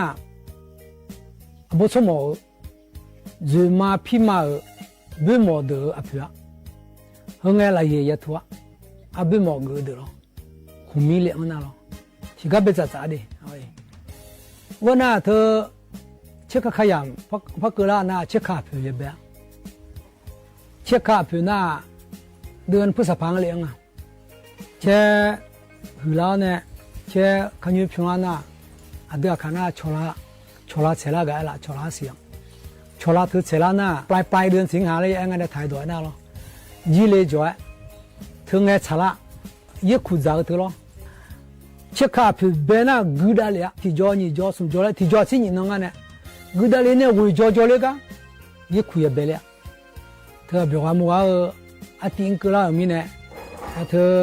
ที่จีข้ารามูจีเนี่ยเช่บิวลาก็อาถึงไงลาบิวลามัวอาทิตย์จังอ่ะ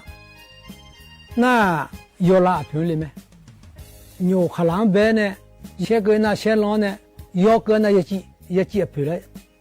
พยาล้อเยจีผิวน่าข้าหือผิวเลยอ่ะที่นอนแต่ยาล้อยองไงเนาะเยจีผิวเนี่ยเยจีผิวมันเนี่ยเยจีช้ำจีเจี๊ยนี่มาบล้อจีเจี๊ยตัวยาล้อเธอไงอภิพิจารณาเลี้ยเนี่ยเยจีอภิพิจารณาเลี้ยเนี่ยสิ่งเลี้ยจีสว่ายิงอารมณ์เลยอภิพิล้อสว่าไม่จงอะไรคนมีเนี่ยเยจีอภิอยู่อันนั้นยาอุเลียอะไรล่ะก็จะขออุเลียเนี่ย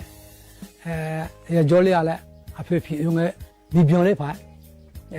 ยจีผิวเจอหน้าอย่างนั้นก็น่าจะพลังเนี่ยคนน่าอยู่เกลือหน้าบนอยู่งั้นเกลือหน้าบนขยี้พยีงานเนี่ยขยี้หน้าตัวมาเทขยี้หน้าตัวมาเทน่ะอบอเปียเนี่ยอบอเลยเปียเนี่ยอบบัวหรอมีเชื่อลูกขอเปียมีเบอร์ลูกขอเปียอบบัวยุ่งเดือดที่อายุยังจากกูบอกมาเทช้าโชว์แล้วกูหรอน่าชิโคเปียตัวบ้าน่าเทวน่ะมามือมาจ่ายเทโดเนี่ยเทโดจีอามีเยอะกันอะไรน่ะเนี่ยจีข้างตัวมูจลาบอมเลยเทโดก็มาดีโนมาเลยเฮ้ยเทโดอ่ะคุณมีเนี่ยอาคาดาน่ะ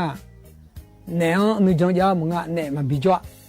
เดี๋ยวข้างหน้าเนี่ยเทโดผู้เนี่ยบิจวะเทโดเนี่ยเราของที่มีอุ้มถ่าก็ก่อนหน้าตัวลงอ่ะใครเยอะเลยเธอน่ะ有接那路西河西啦啊嘟啦特有接那路格拉米呢，从个野gang啊，野啦嘛西河野嘛别野嘛嘞，把多把那多把我就嘛用把白长，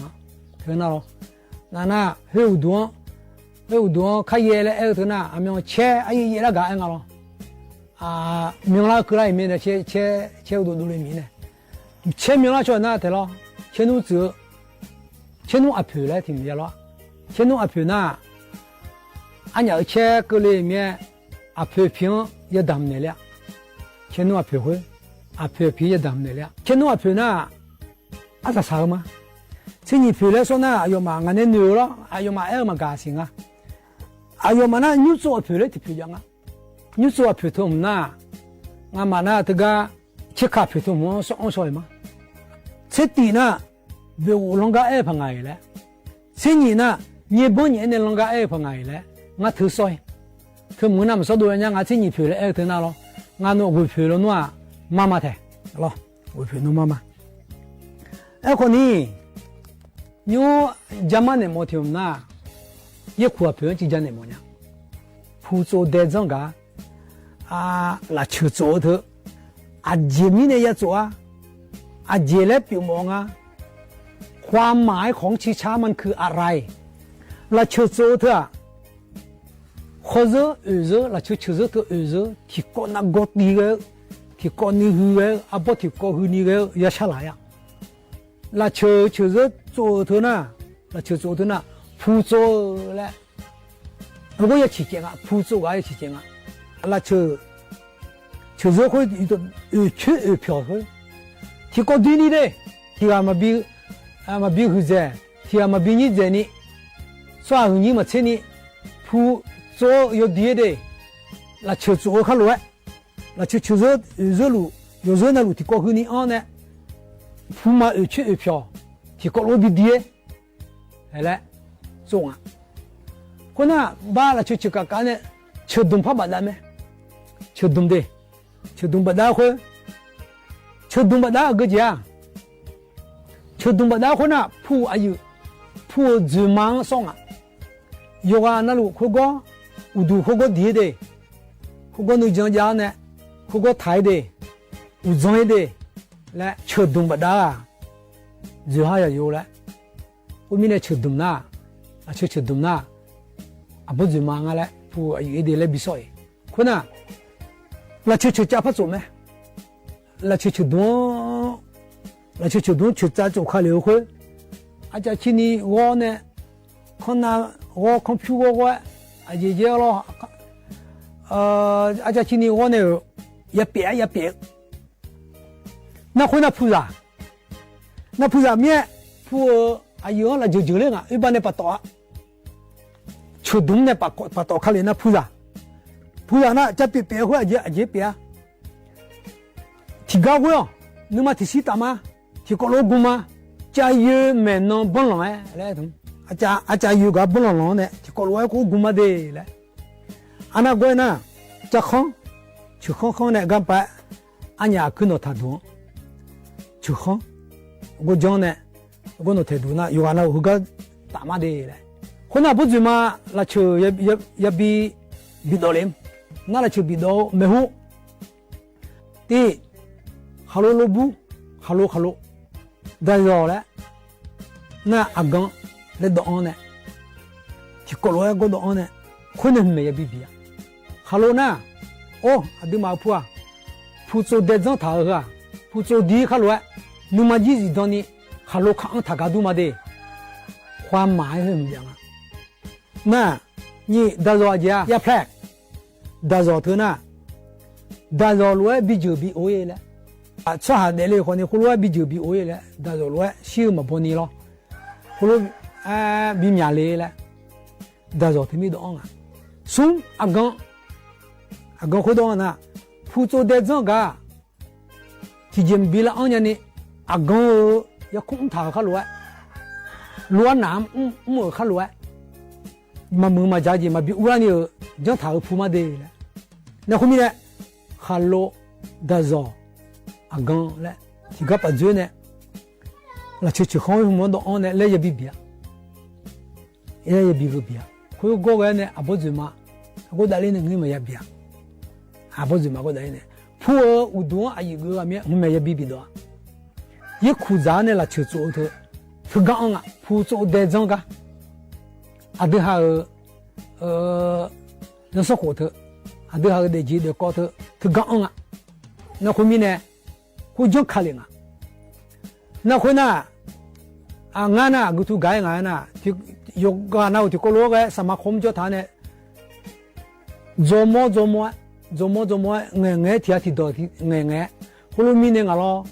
ngalo le hulumi ne do hu na sama kho phone do ha ma nge na ma ya hulumi ne hu ti ga nge ma ya ga hulu de le ngama ne pu mo ngama ne che mo vi kho le ngalo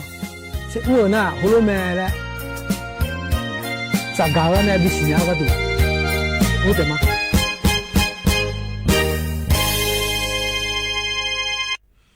อาเธอนาอาเดืออาคาเอกะเกาะล้ออย่างเงี้ยอาเดืออาคาเออาเพลอกะเกาะเดอาบริหารเนี่ยจะอังถาล้อพอในบินหาดามาเดยาสิญญาดูจกันรู้ไหมสิญญาแต่ขอในล้ออย่างเงี้ยเฮกันเลยนะล้ออายามข้าเจล่าเฮอายชากะพอในบินหาดาแกมาเดนิมจิเฮกะพอในบินหาดาเฮนะอาโดอาจาโซหากุนง่ายอย่างเงี้ยล้ออายามข้าเจล่าหลัวพอบินหาดาเนี่ยว่าอีมาเดจกันนะโรจิอยู่เมื่ออย่างเงี้ยอาคานิสอนะจนนังนกล่าหลัวอาหัวผลนะถอนจุนเนี่ยล้อจนเจงกันที่ขอหลัวแล้วพระถอนจุลามาเดยเนี่ยเดว่าอีมาเดอุดุธรรมาตาเชมยามโอ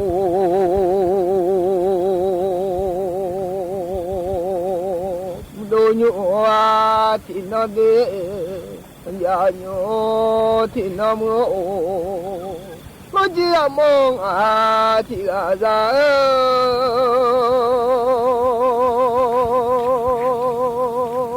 มจะสวัสดีดากาดเน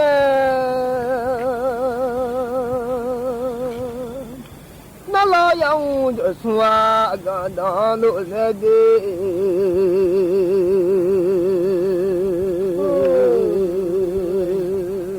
เอาบ่มาอยู่สุนดัวจะจะโยอมาสุนนิลาญา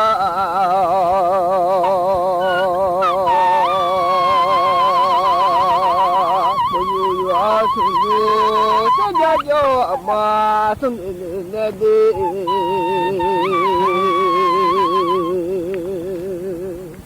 นิบ่าวนิมงาละเจ้าเดอมังานิบ่าวนิมงาจาเลดัวมังญา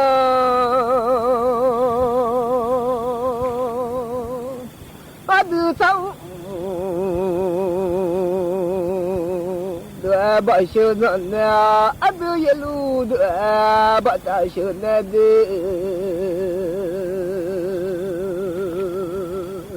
อะดูจิละบ่ชื่อขะมือโอจิละบ่ชื่อจิโลนั่นแหละนึอาญาฉันโนบ่ชื่อโลมโอเลยาละญะอะชอบ่เล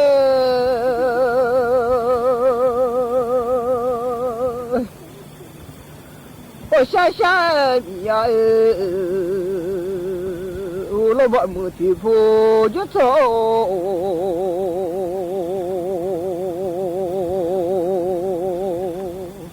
ละนี่ซะโยอะติอาติมา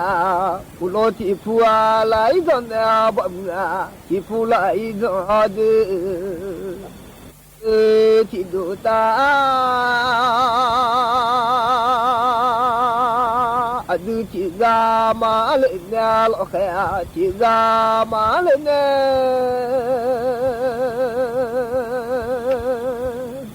ที่ซามาสุชาบะโลอยู่อะเลอมโอมิลามุนอาที่มาลาเด ปืนนักเสียงอิบะยามาหมอจะเลยยาสุดเสียวบักความมันว่าหมอจะโลยา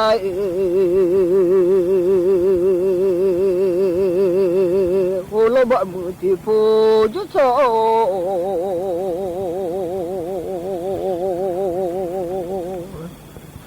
那老海地咱妈了呢，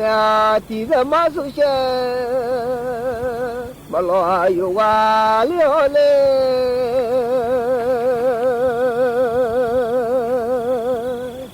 我那这你马要忙啊，总之了把花马老了啊你，把些这你有那么。我忙啊，做这把可有那么多，流氓啊我，把些这你那忙啊了呀嘞，做这把可有那么多，流氓了呀的。把些菜你有那，我在忙啊么？说这把可有那么流氓啊，把些菜你那不呀了呀嘞，说这把可有那么啊，你老米呀嘞啊就不。你路了我的马扎，你他妈的把车路着呢，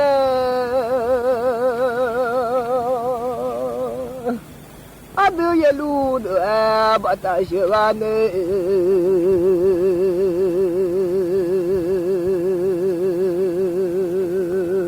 把车的呀妈没路呀。把些那的地里忙，把些个土地里嘛要嘞，老呀，我老把木啊地铺就成了，把些子你有那忙啊，这才把可有那么多，流氓啊一来的。你咪那么，这怎么可咪那么呢？你个人呀，我老把木地铺就成了，把些老海地让嘛了呢？把些那的地里忙，各种把些地里嘛要里啊来么？把些那的有那忙，来忙啊！把些各种有那嘛要里忙啊么？把些那的你那忙，把些各种你那嘛要。你罗呀，毛米家那呀。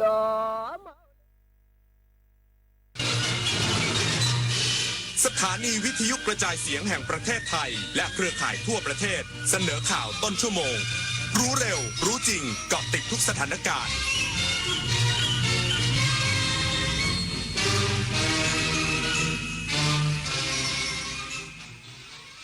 รับฟังข่าวต้นชั่วโมง 22 นาฬิกากับอานนท์ นันตาสุคนครับ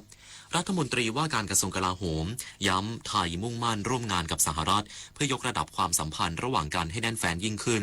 อีกสักครู่ก็มาติดตามรายละเอียดครับขอเชิญพุทธศาสนิกชนและผู้มีจิตศรัทธานมัสการพระสมเด็จองค์ปฐมพระพุทธเมตตาณวัดเทพประธานอธิพรอำเภอสอยดาวจังหวัดจันทบุรีพระพุทธรูปนินรัตนะองค์แรกและองค์เดียวในโลกสร้างขึ้นเพื่อถวายเป็นพุทธบูชาและเป็นพระราชกุศลแด่ในหลวงรัชกาลที่ 9เนื่องในโอกาสพระราชพิธีมหามงคลเฉลิมพระชนมพรรษา7 รอบ 5 ธันวาคม 2554ร่วมเป็นส่วนหนึ่งในการสืบสานศิลปะพุทธศาสนาแห่งภาคตะวันออกสักการะได้แล้ววันนี้ 24 ปีแห่งเส้นทางของกองทุนหมู่บ้านและชุมชนเมืองที่ดำเนินการภายใต้รัฐบาลที่สนับสนุนเสริมสร้างศักยภาพผ่านไปยังกองทุนหมู่บ้านและชุมชนเมืองทั่วประเทศโดยแบ่งตามขนาดของหมู่บ้าน 3 ระดับ S M L เพื่อให้กองทุนมีอิสระและมีส่วนร่วมในการดำเนินงานงบประมาณให้เป็นไปตามความต้องการของคนส่วนใหญ่โครงการ SML ส่งตรงโอกาสถึงชุมชนโดยชุมชนเพื่อชุมชนเกิดเป็นอาชีพสร้างรายได้และเป็นรากฐานในการดำเนินชีวิตอย่างมั่นคงสำนักงานกองทุนหมู่บ้านและชุมชนเมืองแห่งชาติโอกาสก้าวสู่เส้นทางศิลปินกลับมาอีกครั้งพร้อมปรากฏการณ์ครั้งใหม่ที่รวมการประกวดร้องเพลงไทยอมตะร่วมสมัยทั้งเพลงลูกทุ่งและลูกกรุงไว้ในเวทีเดียวกันกับโครงการเยาวชนสืบสานเพลงรักไทยโดยสำนักงานทรัพย์สินพระมหากษัตริย์ซีซั่น 2 เปิดรับสมัครตั้งแต่วันนี้ถึง 15 มิถุนายน 2568 ชิงถ้วยพระราชทานและรางวัลกว่า100,000 บาทติดตามข้อมูลเพิ่มเติมได้ทาง Facebook เยาวชนสืบสานรักเพลงไทยเอาถอยไปหน่อยเห็นไม่ชัดอ่ะเห็นไหมคะ ถอยอีกนิดนึงเห็นหรือยังคะอีกนิดนึงได้ไหมโหมองการไกลเชียวนะคะอายุที่มากขึ้นมาพร้อมกับปัญหาความเสื่อมของดวงตามายืดเวลาดวงตาสุขภาพดีด้วยการมันสังเกตอาการผิดปกติรับประทานอาหารที่มีประโยชน์สวมแว่นตากันแดดไม่อยู่กลางแจ้งและตรวจสุขภาพดวงตาเป็นประจำทุกปีใส่ใจดูแลรักษาดวงตาเพื่อมองดูโลกอันสดใสไปอีกนานรองนายกรัฐมนตรีและรัฐมนตรีว่าการกระทรวงกลาโหมร่วมหารือกับวุฒิสมาชิกสหรัฐอเมริกาย้ำไทยมุ่งมั่นร่วมงานกับสหรัฐเพื่อยกระดับความสัมพันธ์ระหว่างกันให้แน่นแฟ้นยิ่งขึ้นนายภูมิธรรมเวชยชัยรองนายกรัฐมนตรีและรัฐมนตรีว่าการกระทรวงกลาโหมซึ่งอยู่ในห่วงการเข้าร่วมประชุมด้านความมั่นคงที่ใหญ่ที่สุดในภูมิภาคเอเชียแปซิฟิก IISS แชงกรีลาไดอะล็อกครั้งที่ 22 ณ สาธารณรัฐสิงคโปร์ได้ร่วมหารือทวิภาคีกับนางแคมมี่ดักเวิร์ดและนายพีทริเกตวุฒิสมาชิกสหรัฐอเมริกาและคณะเพื่อกระชับความสัมพันธ์และหารือในประเด็นต่างๆเช่นขอบคุณสหรัฐที่ส่งหมู่บิน F-35 เดโมทีมร่วมแสดงในงานแอร์โชว์ครบรอบ 88 ปีกองทัพอากาศไทยเมื่อเดือนมีนาคมที่ผ่านมาการย้ำความสัมพันธ์ในฐานะพันธมิตรหลักนอกนาโตและขอบคุณสหรัฐสำหรับการสนับสนุนการฝึกคอปาโก 2025 ตลอดจนความร่วมมือในการจัดการประชุมผู้บัญชาการทหารสูงสุดในภูมิภาคอินโดแปซิฟิกที่ไทยจะเป็นเจ้าภาพในเดือนสิงหาคม 2568 เป็นต้นพร้อมย้ำว่าไทยมุ่งมั่นจะทำงานร่วมกับสหรัฐเพื่อยกระดับความสัมพันธ์และเสริมสร้างความแข็งแกร่งของพันธมิตรไทยสหรัฐให้แน่นแฟ้นยิ่งขึ้นในอนาคตปริญญวิทย์เปี่ยมสมบูรณ์รายงาน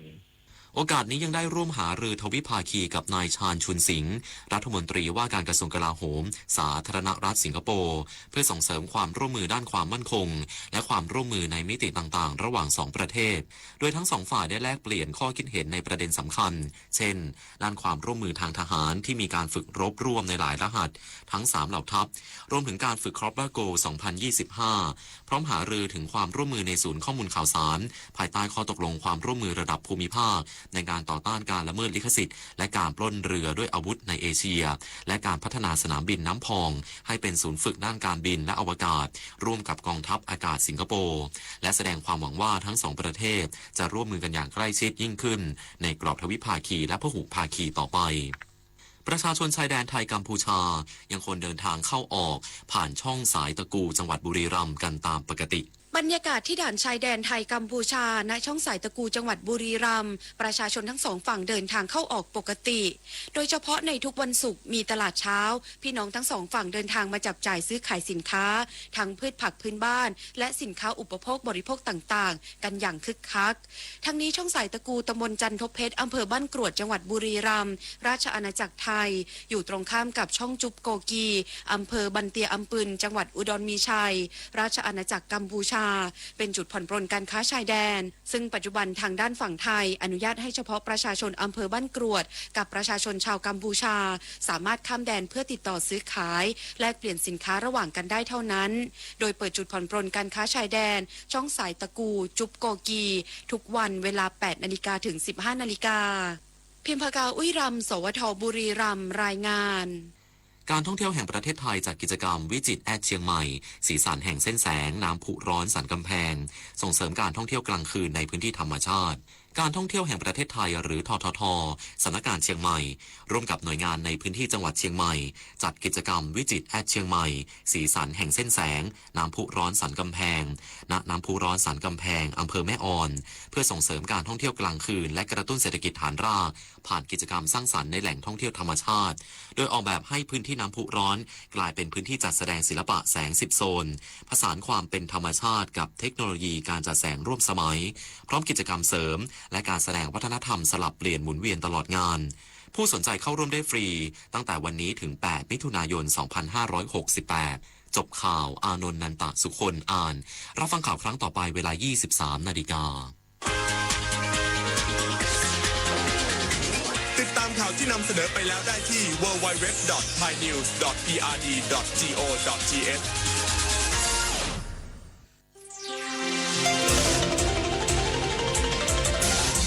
วิทยุแห่งประเทศไทยให้ความรู้คู่ความสุขวิทยุแห่งประเทศไทยให้ความรู้คู่ความสุข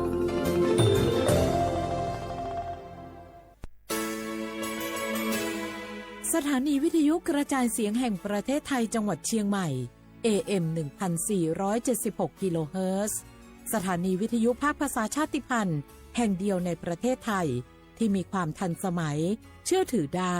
สร้างอัตลักษณ์กลุ่มชาติพันธุ์สู่สากล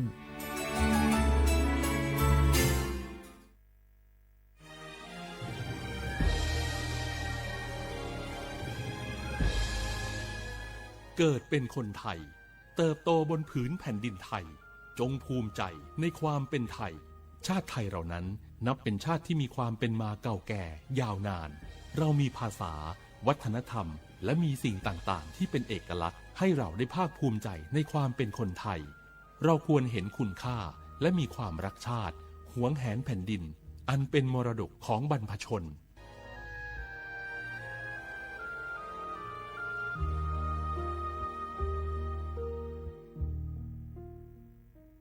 โอกาสก้าวสู่เส้นทางศิลปินกลับมาอีกครั้งพร้อมปรากฏการณ์ครั้งใหม่ที่รวมการประกวดร้องเพลงไทยอมตะร่วมสมัยทั้งเพลงลูกทุ่งและลูกกรุงไว้ในเวทีเดียวกันกับโครงการเยาวชนสืบสานเพลงรักไทยโดยสำนักงานทรัพย์สินพระมหากษัตริย์ซีซั่น 2เปิดรับสมัครตั้งแต่วันนี้ถึง15มิถุนายน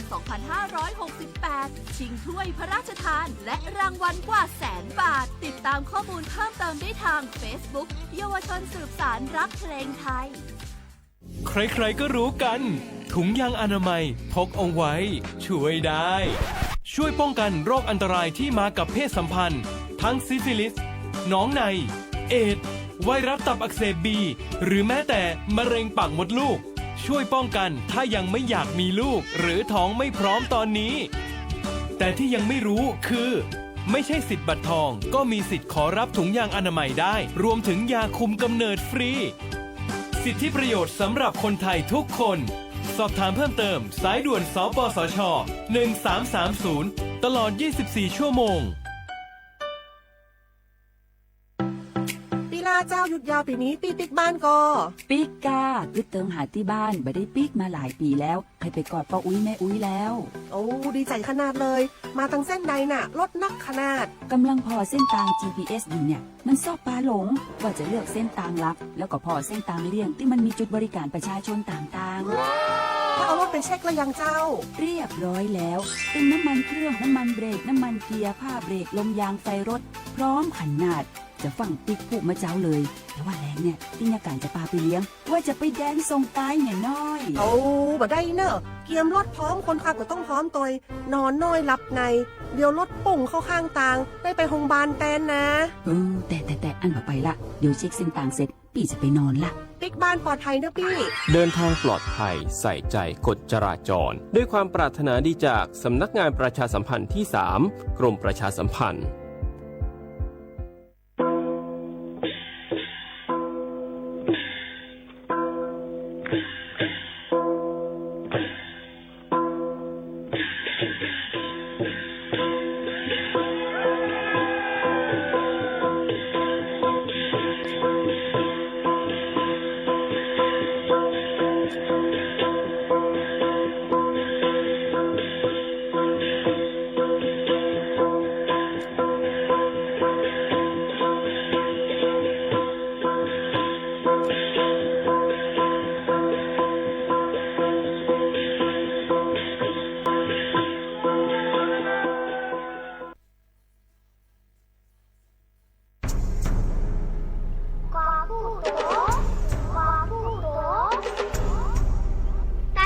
ตั้งหลายอย่าอยู่หลายกลัวตายสูงตึงหลังเจอใจเฮาเขาอย่าอยู่เมาแก้มเอาธรรมดามือเฮาไปตายบ่หูตายตั้งตายอ่ำโกมือเฮาไปเท่าบ่หูเท่าตั้งเท่าอ่ำโกมือไปง่าเพบ่หูเพเข็นเพอ่ำโกขายาวตีนังแต้ว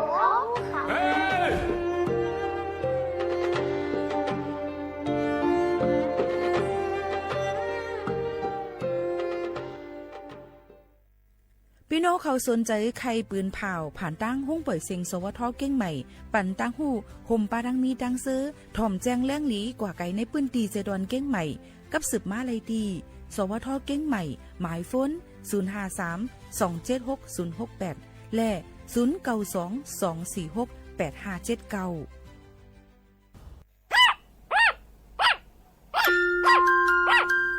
แม่ค่ะแม่มาตัวนั่นลีหักหนาเนาะ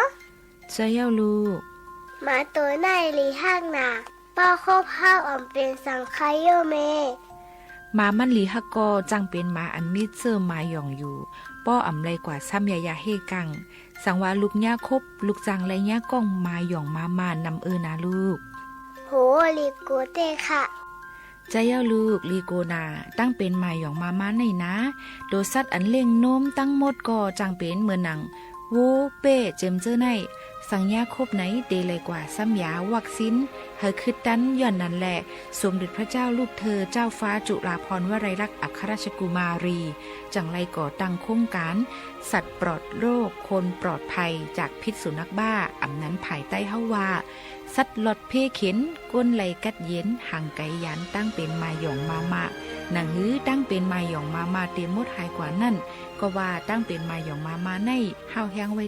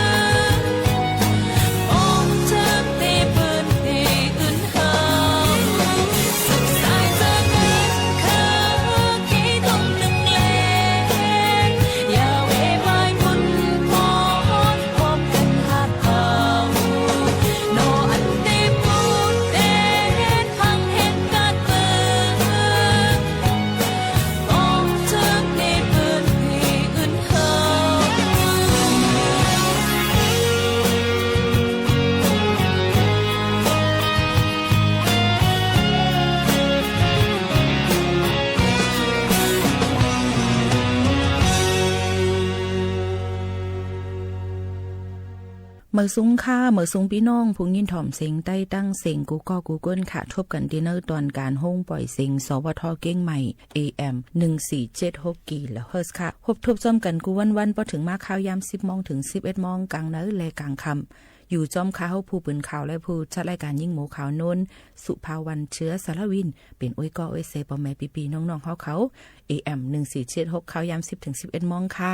พบทบจอมกันในวันเมื่อไหร่เป็นวันเสาร์ที่31เดือนธันวาคม2เหงปลาย25ปีพุทธศักราช2เหง5ปากไป68เป็นเดือน7เมื่อ5ค่ำฮอดถึงมา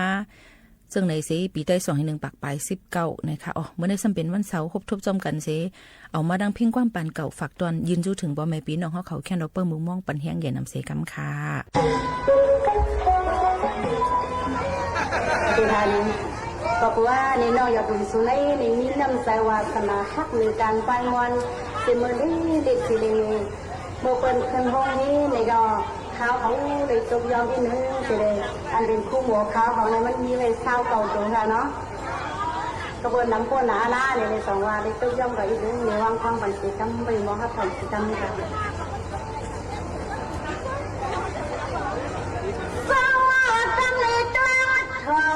เสียงอ่อนมีใจสั่นเสียงฟังกว่าที่ลัดไว้ปันแม่อนาดันเสียงสาธิหาในมีเทียงฟังก็น้อยยืนสู้เรียกนางอ่อนสุดสั่งว่าพวกอ่อนเด็กใจหน้าเปิดตามาทำไมมัดน้อยเมื่อไปนี่สื่อปีหมอลัดพอยก็น้อยใหญ่สื่อต่อเสียงมีใจสักเสียงแถวที่น่าแต่เรามาเดี๋ยวนี้ก็พลิมานอย่าหันต่อเมียในงาเมื่อข้าต่อเดี๋ยวในเสียงหาแนวข้ามีขอป่ามังกาลาสู้ยืนวางนับปันอันนาตันใส่ปีมาชาสู้ยืนสู้ดินางมาเจียงนี้เดี๋ยวนี้ได้แล้วมาแล้วนี่ลิสั่งตั้งสั่งต่อปีสามีเสวันสาบยอสั่งใครมีข้อความมาทำสายในยินซ้ำยามคำขึ้นละเปิ้นเมืองเศร้าลำเสียงมีใจกุฏิละคอยปันนาพินานาใจเราสมันตีใครว่าใครเลยใครเปลี่ยนอย่างนั้นดันคำขึ้นนี่สื่อหาเปลี่ยนใจเดี๋ยวอีเบอร์ไหนก็สื่อหาพอดีเมื่อนั้นยังความนิดนางมาสุดกลางมาเต็มปานนักด้วยน้องหาพอดีเมียนนางอาโลเปียนางอาทางสาปีเฮาเลยมาแค่สู่เมียวปันละเงินอาทำขึ้นในเฮาก็ตีลีน้อยยันออกกว่าเสียงหาพอดีมีที่มันตีตังเมื่อพวงเลยมาส่งเห็นยากันที่นา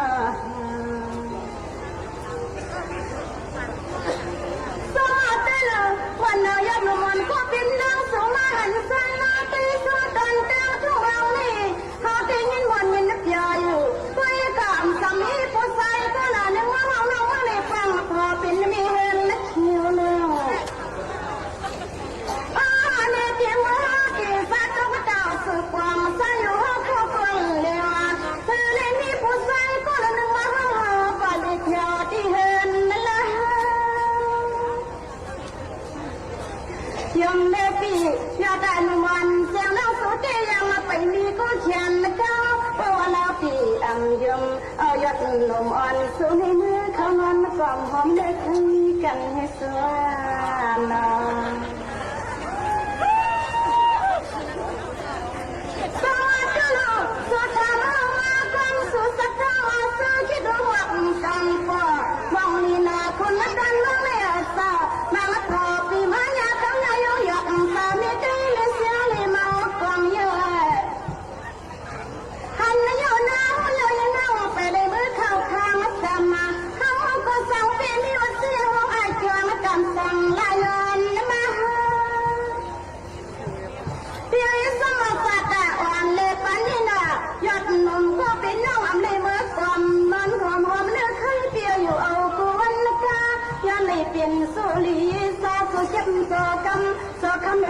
นปล่อยเลอำดันก็ใส่เปียวได้เป็นเมาจีนอนนกตามนกพาเนียนา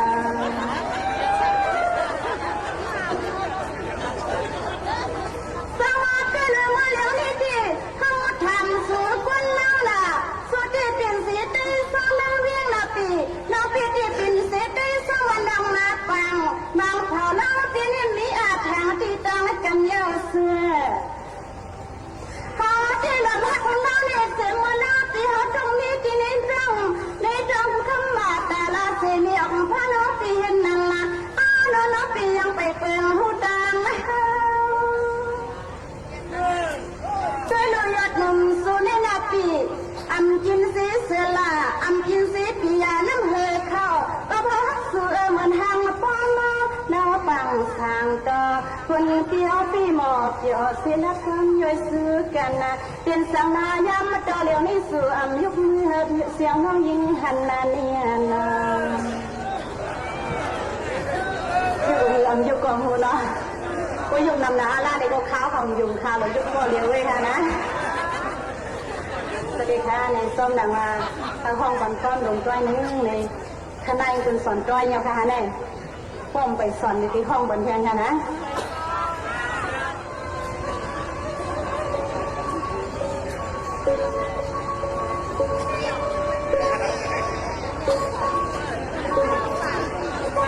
ทางสายเท้าบอกว่าในห้องความลงกับโพสต์เดียวค่ะปีปลายทางมันมีแอนตี้ที่ต้องศึกษาดูค่ะนะ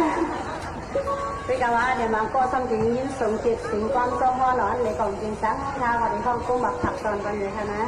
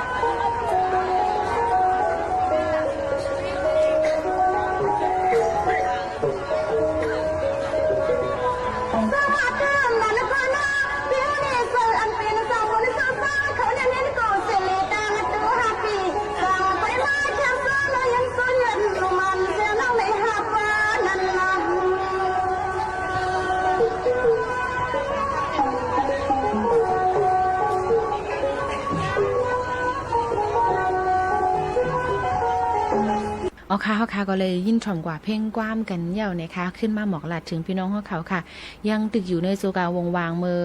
หลายวันป่นมาเป็นวันเงื่องแวลองหลุดเล่นยาลุมฟ้าในเสแลยิ่งหมวกเขานุ่นก็มีลองหลุดเล่นยามาฝากตอนถึงกันค่ะเล่นยาในก็ก้นซ้ายว่าก้นยิงว่าก้นเล็กว่าเท่าว่าในเปิ้นอันกันส่งสูบกันค่ะหัวว่าเป็นไว้ซึ่งหื้อในกอบนั้นแลขย้อนฝากข่าวเงาลองหลุดเล่นยามาฝากตอนจุถึงปอเมพี่น้องเขาซึ่งหนังไหนค่ะลองหลุดเล่นยาอันว่านั้นก็อย่าไปว่าต่างตีค่ะนะมันนั่งเตะให้ได้เป็นตั้งเป็นค่ะเพราะหลุดเล่นยาอย่าเตะเป็นตั้งเป็นรอกาหลายลองหลายอันเหมือนหนังว่าแกนสามะเร็งค่ะมักโฮเจอถุงลมปอดเกอไตผากแล้วก็ตุ้งหนึ่งไล่ออกอ่อมป้อวันนี้ลองห่มกลับมาก็ลดย่อมลงมายังตีให้เธอลองป้ายอยู่ลีก็จังยุบย่อมเลยเหมือนกันนะคะในก็มาฝากตอนจนถึงพ่อแม่พี่น้องเขาลุมปัดปื้นลุมฟ้าเขาในมีก้นดูดเล่นยาหมอก1เหง2ปากถึง1เหง3ปากล้านก่อนนะคะนะพอดีมาว่าไว้เรื่องหนังนั้นในก็ในก็เดมีค่ะเมื่อหนังตั้งแปซิฟิกเขาก้นหลุดเล่นยานำเลยสิเป็นสุดฮิตส่วนสอนเป็นหูปากมัน 48% ค่ะภายยุโรปหูปาก24อเมริกาหูปาก11ภายอาเซียเขาปาก8จังนั้นในค่ะนะนั่นก็ลดย่อมหลั่นลงมาก็กลายตอนแต่เมืองไทยซ้ำหน่อยถึงมีก้นหลุดเล่นยา 12.5 ล้านก็อยู่ใน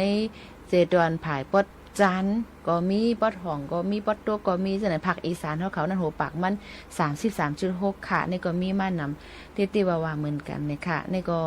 ลองจำซึ่งหนังไหนสิแลใน1 ปีนั่นก้นเมืองไทยอันตายเลยลองตั้งเป็นรอกะเลยลองหลุดเล่นยันเตมีอยู่ 48,000 เหง2ปาก44ก็ต่อ1ปีค่ะก็นั้นแหละแต่ที่ได้เป็นถ้าเป็นแก่นสารน้ำเตอร์มานำเลยเสเปิ้นที่ว่าอันนี้ก็เป็นลองตั้งลองหลุดเล่นยาเลยเป็นเพกึ่งกลางเอามาฝากตอนจนถึงพ่อแม่พี่น้องเขาอันที่เพิ่นก็ให้มันเป็นเฮาเฮ็ดเอาหังก้อยเฮาขานั่นค่ะน่ะหรือนั่นก็ในนั่งยิ่งนั่นก็อำฉุกนี้เลยหลุดเล่นยาค่ะนะนั่งยิ่งบ่หลุดเล่นยานั่นสิเฮ็ดเฮา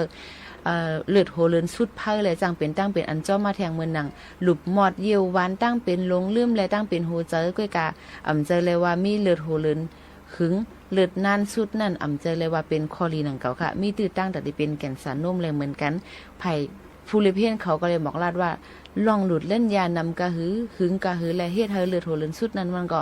ป้อแปดเลยถึงเป็นพ่อนดีแต่ตัวเจ้าเก่าค่ะมานั่งยิ่งมาก้นใจเนี่ยยังติให้ได้เป็นหลุดไอหลุดเล่นยาจะในให้เราไอดูก็เมนไอซุปก็เมนกับกุหลงกุอันเนี่ยในค่ะนะก็มาฝากตอนสู้ถึงพี่น้องเขาซึ่งหนังในให้ออนกันเงื่องแวะและให้เป็นตั้งหูปืนหูแก้มตัวกันกว่าฝากตอนสู้ถึงพ่อแม่พี่น้องเขาซึ่งหนังในค่ะ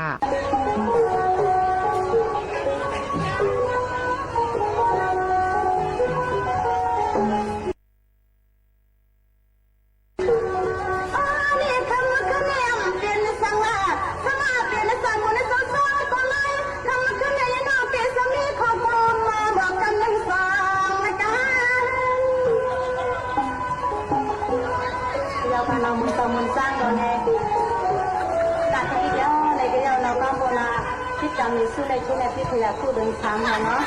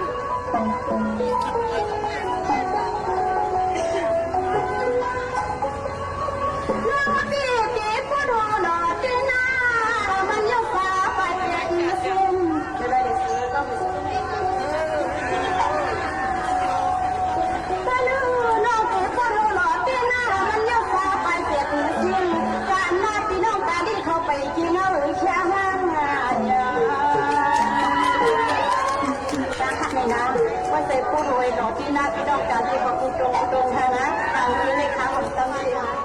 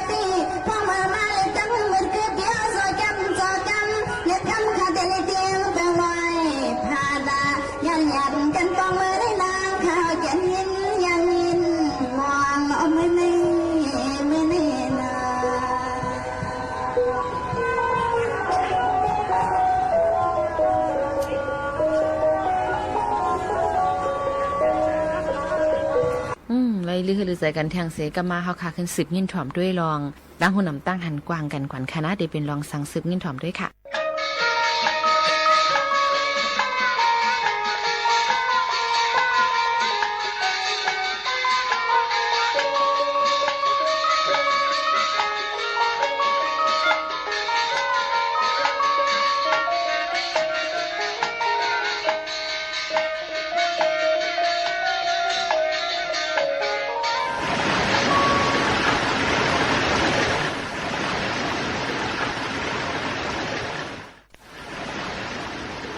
เนาะดีค่ะเนาะเมืองตลาดสำคัญนะคุณในชุมชนหูเลี้ยงเขาดีค่ะเนาะเนี่ยเกิดจากหังเฮ้ยดีๆเลยนะคือมาตามันน่ะเขาตัวพูดว่าน่ะคือที่รวมมือดีขึ้นต่างๆทัดดีเลย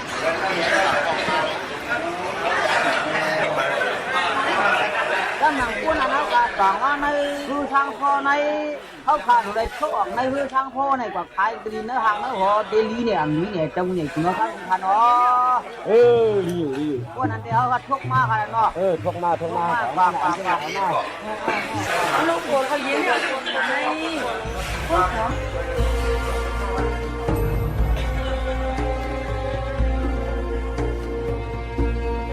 จังหวะนี้คือข้าเมามือทางการนักบุญในก่อผู้ใดทัดคือทางผู้วัดมาถึงคดีมือเขาในเดือนนั้นอยู่งามช้ำสาวดีกันเดือนอยู่กินวันอยู่อย่ามาเฮ็ดอย่าเฮ็ดเราขอข้าเมาในก่อพี่นั้นชวนเชื่อได้ดีอะไรมีกุ่นกาดังขายดังแค่ต่างเราก็ดีเขาจังหวะนี้คือข้าเมืองตลาดทางการนักบุญถือดาเนาะมีเรื่องในเดือนหนังอันเขาเลยมากุ่นกาดังขายได้nhiều anh mi tụ mi chờวันนี้เลยเขาก่อเลยมาดังก้นอันขำเลยเนื้อควักเขาจับอังมาขายบันก็ดีจังมุเนี่ยเขาขำเอาก็ดีเมืองในอยู่ยาเจอค่ะเจอพวกวินัยทำเบียดตีเจอเบียดนั้นทางถูกเตะก้นในวันในเมืองในเลยก็เพื่อเขาเลยมีกติเสร็จแต่ดังพีรู้ของนั้นเชียวเลยเบียดนั้นเข้มเด้เบียดนั้นจ้วงเชื่อเด็กมีหลายก็หลายปากหลายเฮียงก็ชื่อเอาที่ก็ใครค้ำในก็ปันใครงิ้นในก็ปันอ๋อจ้าใครอ่ะใครว่าการคือค่ะใครย้อน20,00020,000ก็ปันมีหลายก็อันนี้เด้มีไว้ก็เลี้ยงไว้ค่ะก็เลี้ยงก็ชื่อยังก็มาทำเมืองเอาโอ้ดีก็เนาะคนทำควักเลี้ยงเขาในมีอยู่เนี่ยมีเนี่ยโอ้ดีก็อย่าปีว่าเดือนคำของคาลาเจมันชุกขมิ้นเขาเจ้าเนี่ยก็สะบ่มขึ้นไปเอาเลยขึ้นมือหนังเขาปวดมาลงเลยดูฮักจะมือใหญ่คุณอาข้ามาค่ะนางพระเดียนในก็เลี้ยวไว้ใครที่มือเดียได้เอาก้นในผักเลี้ยงเขาในปันเสมาเอาก้นปันในวันในมือเอาปันเสมาเอาก้นมีปันเอาก้นมีปันก็เสียงก้นปันก็เสียงเอาก้นของในหางในหัวในปันเบิ่มมีก็ก็ไงถึงว่ามือบุกในเตี้ยนวันก็ถือยาว่าจังไหนเสียอดีเอาก้นในหางในหัวในวันในมือเนี่ยมีทางยาว่าได้กึศนางพระวัติในก็ยาตาเดียบันผีรู้ตรงนั้นว่าพยายามจะเลี้ยวในเรียกว่ากำสุนมุนต่อดีขานอนเมื่อนังสมุนใหญ่คุณเอาคำต่างเมืองเขาซ้ำเลยเอาคนมาขายเป็นเฮาในเป็นมีสุนมีหลับเตๆดีขาเมื่อนังนางเอาขาในก็เกลอดจังค่อยจังตายอยู่ดีขาเนาะก็ไม่ได้ตายเอาไหนเขาเดี๋ยวอาปันเขาเดี๋ยวในมือสมุนใหญ่คุณเอาคำเมืองราชขันธ์โกนมาไหนใจก็ตักอะไรขามเอาหนังอันข้อปงความเอาจังนะอันเลือดดีขนาดเปลี่ยนใจอ่อนในเนี่ยเจอใครไอ้ก้นในนั้นมันมีอับเบียดจังหือมันมีตังพิษจังหือพวกอะไรเอาคำในของเรียกได้ย้อนโดยมันมาถังในเมืองเฮาถึงที่มานอนเฮินผู้เจ้าหน้าเห็นมาลักเอาเสียงในห่างในหอเห็นแหละเขาจังไรเขาก็ยิ่งยับถึงที่สมบูรณ์เลยมาแถวถึงก็ดีในมือสมุนของเราคำในขยะเลี้ยวใต้วันเนาะยามในขิงในคุณคำเมืองจำปานักกูนั่นขายบ้านเฮายาซ้ำหนังตั้งพิษมาปีมาจึงเนาะที่ขนาดในตั้งพิษเท้าอมีดีค่ะอันนังคุณคำเมืองจำปานักกูลัดนั่น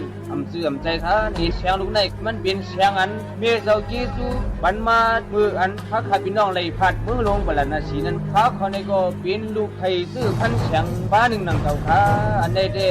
ก็เพื่อว่าได้คำดังแบบมาจะสอนจังนั้นเลยอย่างไรมีกองดังที่มาจังนั้นดีค่ะโอ้เป็นนั้นเนี่ยเป็นเสียงเมาหลงสมุนไพรคุณว่าคำมือสมานคุณนายเป็นนั้นใจกดใจงอใช่ไหมเป็นนั้นตลาดเถใครกินเนื้อหมาเนื้อข้อเปิ้ลจำนางเบียมาดูตาฉีบ้านในความจับกันความไปในดูในคิ้วเสียอีดงเอาเนื้อเข้าเป็นเตาปืนน้ำงำนี่นั่นวันกินเนื้อหมาเนื้อข้อเปิ้ลย้อนตลาดวันอยู่เฮ็ดแค่แต่สมุนไพรคุณว่าคำมือสมานคุณนายเมื่อในแก้ปันสังเราแก้ลายที่ได้ว่าเราเมื่อไหร่นะ เดียวน่ะมาใครยิ้มเอาหูเอาแข็งมันขี่เรียกเตี้ยเตี้ยนิ้วมันอย่างล่างมาลองเขาเจ๊กตีจังเดียมันแล้วอ่ะเขามันก้นหนีไงเนี่ยเขาไม่เอาเลยคนติดตัวเลย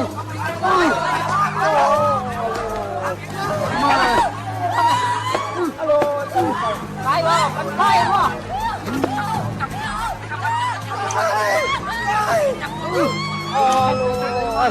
มันทำอะไรจะว่าจำทำอะไรใครอ่ะทำอะไรให้ทางเมียใครอ่ะว่าเมียไปไม่อยากก็ไม่ได้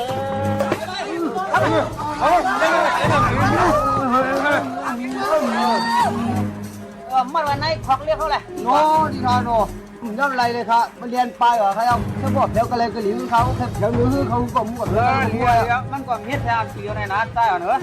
แล้วมาที่นั่นก่อนถึงว่าเขามีเลี้ยวหลงหมักนึงcứ hàng cứ khó thì mình xuyên quản nàoเขาก่อนฝันอะไรก็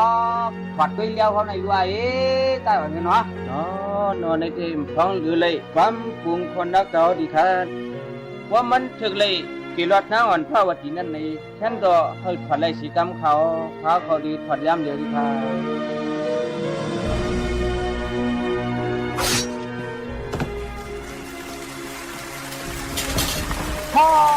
พอเลยพอโน่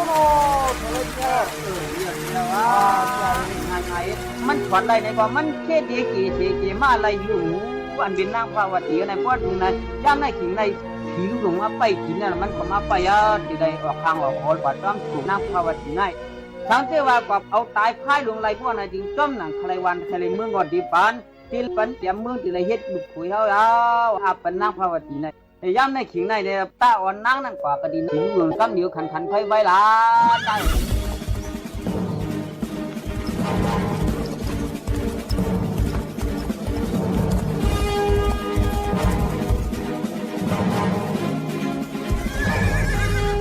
นางภาวตีอ่อนนึถึงกระดินเนอมาเห็นลูกน้ำมาพาลูกยาลงนะเพราะไว้ที่นั้นเจ้าปีเปิดตุยเจ้าอันกูมีลูกวงตีมาเว้ยเจ้าพี่คว้างเหลือไรเจ้าเข้าเฮเลเดเลเขาเนื้อช่วงพี่ลูกหลงในใครเอาเจ้าพี่ที่ที่เจ้าหูชักเจ้าพี่หูกะเตรียมน้อยมองเจออยู่ที่คานปีดีอยู่กันในที่เปิดตุยมือพี่ลูกหลงมาเจ้าอย่าปีมีลองเจอเรียกเจอหน่อยทางนั้นเจ้าพี่น้องก็ขี้คมเดเลอยู่เปิดทาพี่ลูกให้สังไหนก็ใครเอาเครื่องเก่าเครื่องผ้าวันพี่ไหนอันนี้เส้นจ่าปานอ่อนถ้านั่งนี่ตั้งเลยก็เช่นก็มาเกี่ยมาให้กัน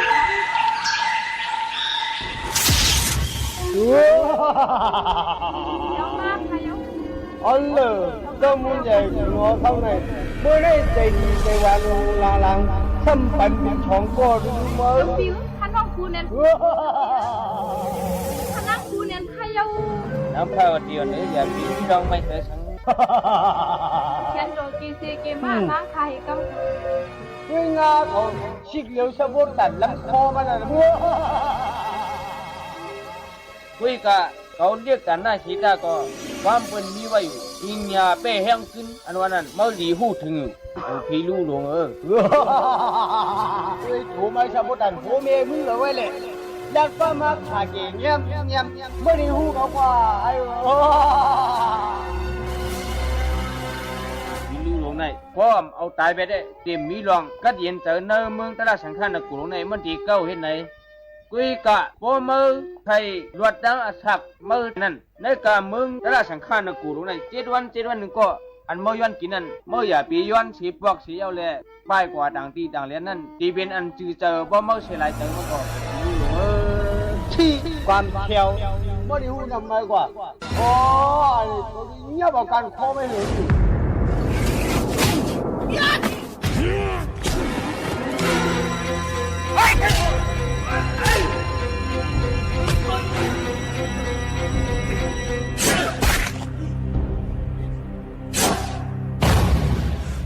ตัวเหลียวในปีนี้การข้อลงมาในสัมพดันรวมเข้าช้ำย้องในมาขัดเป็ดตื่นแล้วกึกวันกึกเมืองตลาดสังขารนักกุลงใน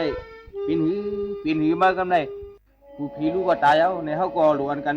ขึ้นมือตีหางตีหอผมจะเล่นนังพาตีกันเนาะดิคานอเจ้าพี่ถูกเป็นเทศจ่าปานอ่อนเจ้าพี่จับจอมพร้อมไปเดี๋ยวเลียมาแล้วมือเนาะนั่งนะ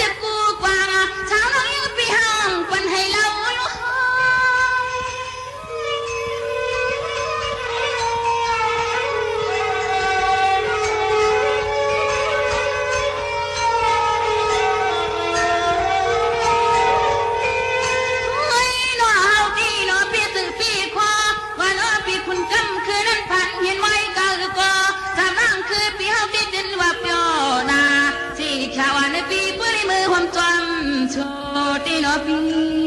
นอพี่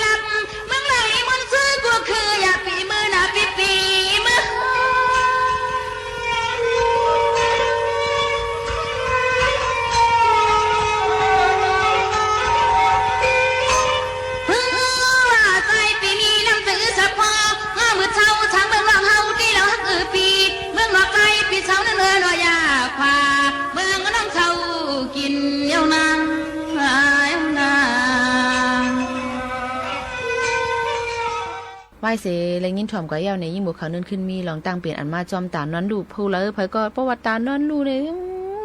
พอตานอนดูให้1วันนึงขึ้นในใครนอนรับหมอก 3-4 วันก็ก่อมอิ่มนะคะนะในก็เฮาค่ะหมาวสาวอันนอนลึกวันนึงนอนหมอก4ชั่วโมงถึง6ชั่วโมงขึ้นทับ6ขึ้นทับกันนั่นไหว้เลยกดแจดเลือดกดแจดด้วยน้ำหวานน้ำตาลในเลือดเลยฮู้ว่าน้ำหวานในเลือดสูงเหมือนก้นมีตั้งเป็นเยาหวานค่ะนะลองนอนลึกเลยคันตารับตานอนให้เธอหมอเหมือนหนังว่าฮอร์โมนเล็ปตินเฮาเขาจังได๋ค่ะแต่เฮ็ดให้ก้นเฮาใครกินต้องไม่ใครกินอยู่กูเขาย้ำกุ้ยว่าก้นนอนลึกนั่นแต่เฮ็ดให้ฮอร์โมนกูโตในยอมลงสิเฮ็ดให้ก้นเฮาใครกินอาหารนำเลยเก่าลองนั่นลองนอนอ่ำอิ่มเลยสังยังเฮ็ดให้มีพรหายเนื้อเม็ดเลือดขาวแห้งกำขามโตอ่ำแข็งแห้งสิเฮ็ดให้ก้นเฮาเป็นตั้งเป็นง่ายค่ะก้นนอนลึกนั่นยังเป็นตีมาลองก้นปีไขมันน้ำไขมันอุดตันไหนคะซึ่งหนังในเที่ยงลูกก่อนก็นั้นแหละเฮาค่ะเหลือๆอันกันค่ะเจอนอนไหนค่ะนอนลาบให้อิ่มๆเต็มๆหมดไผเหนอนไหนนั่นค่ะเนาะก็จ่องไกวนถึงไปอยู่แล้วค่ะจอมไหนนี่ก็เป็นจิกิกซอกคอกเอามาฝากตอนจนถึงพ่อแม่พี่น้องเฮาเขาเจอหนังไหนค่ะเอาค่ะข้าวยามเอาค่ะจำมดจำเซงเตย้อนผัดยันพี่น้องเขาเมื่อกว่าก่อนเยี่ยวค่ะส่งขึ้นมา6มาทบกันเที่ยงตั้ง AM 147กิโลเฮิรตซ์ข้าวยาม 10 โมงต่อถึง 11 โมงกลางในเลยกลางคำจอมข่าวยิ่งหมูขาวนนค่ะอองตีเหตุการณ์49ประชาสัมพันธ์จางการเจดอนเก้งใหม่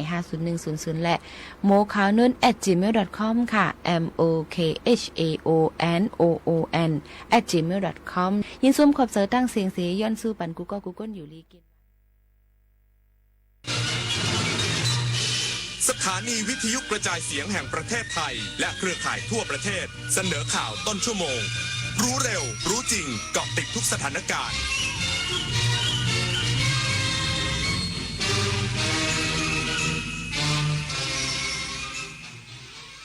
รับฟังข่าวต้นชั่วโมง 23 นาฬิกากับอานนท์นันตาสุคนครับผู้บัญชาการทหารบกลงพื้นที่จังหวัดเชียงรายติดตามความคืบหน้าโครงการป้องกันอุทกภัยแม่สายในระยะยาวอีกสักครู่ก็มาติดตามรายละเอียดครับ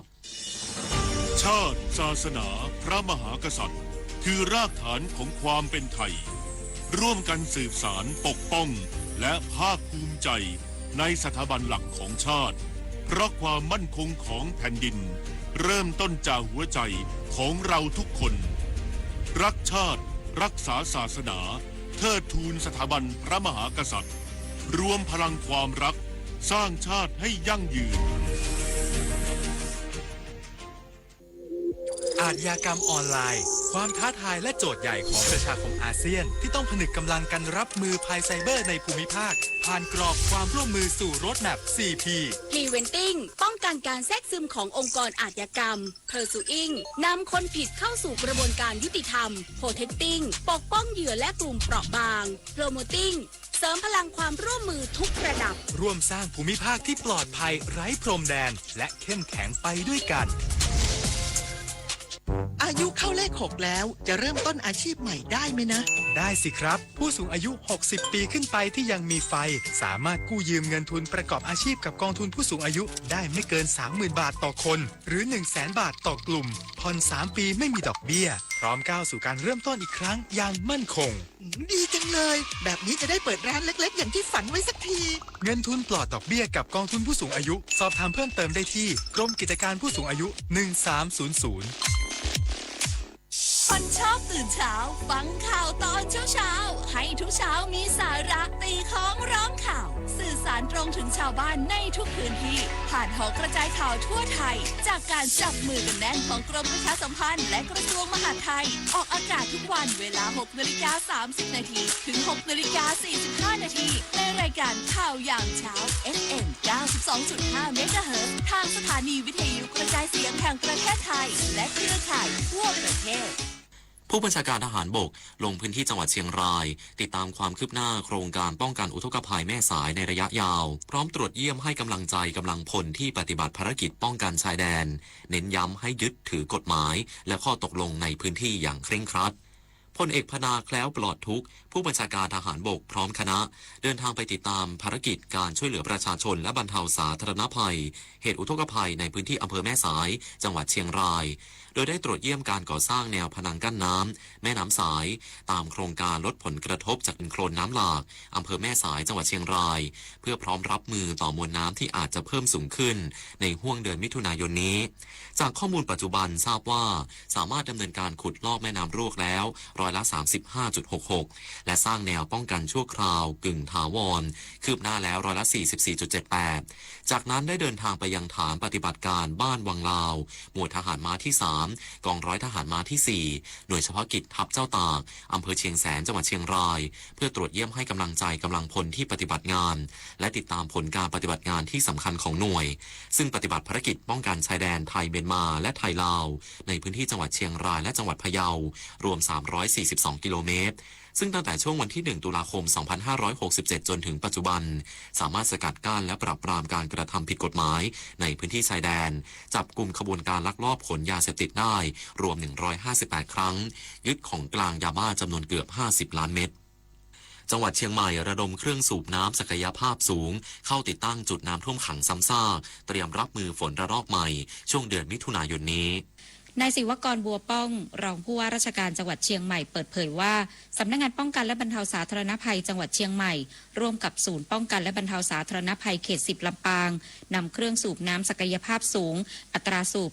28,000 ลิตรต่อนาทีเข้าติดตั้งบริเวณคลองครูไหวซอยสุริยวงศ์ตำบลช้างคลานอำเภอเมืองเชียงใหม่เพื่อเตรียมความพร้อมรับมือสถานการณ์น้ำท่วมขังรอระบายโดยก่อนหน้าได้มีการติดตั้งเครื่องสูบน้ำไปแล้วจำนวน4เครื่องได้แก่ชุมชน4ปิงเมืองย่านช้างเผือกชุมชนฟ้าใหม่รวมใจสามัคคีหรือกัดก้อมและเขตพื้นที่ตำบลหนองตองอำเภอหางดงซึ่งพื้นที่ดังกล่าวเป็นย่านชุมชนมีประชากรอยู่หนาแน่นและเป็นที่ลุ่มต่ำเกิดน้ำท่วมขังซ้ำซากทั้งนี้จังหวัดเชียงใหม่ได้เตรียมแผนรับมือสถานการณ์โดยนายนิรัตน์พงษ์สิทธิถาวรผู้ว่าราชการจังหวัดเชียงใหม่ได้สั่งการให้ระดมเครื่องสูบน้ำมาติดตั้งในพื้นที่เสี่ยงเพื่อเตรียมรับมือตามที่ศูนย์อุตุนิยมวิทยาภาคเหนือคาดการว่าอาจจะมีฝนเกิดขึ้นช่วงกลางเดือนมิถุนายนนอกจากนี้ได้กำชับให้ทุกหน่วยงานในทุกพื้นที่เตรียมความพร้อมตามแผนเผชิญเหตุหากเกิดสถานการณ์ฉุกเฉินรวมทั้งขอให้ทุกอำเภอเร่งกำจัดสิ่งกีดขวางทางน้ำโดยเร็วที่สุดดารุณีเมฆสุวรรณทีมข่าวสวทเชียงใหม่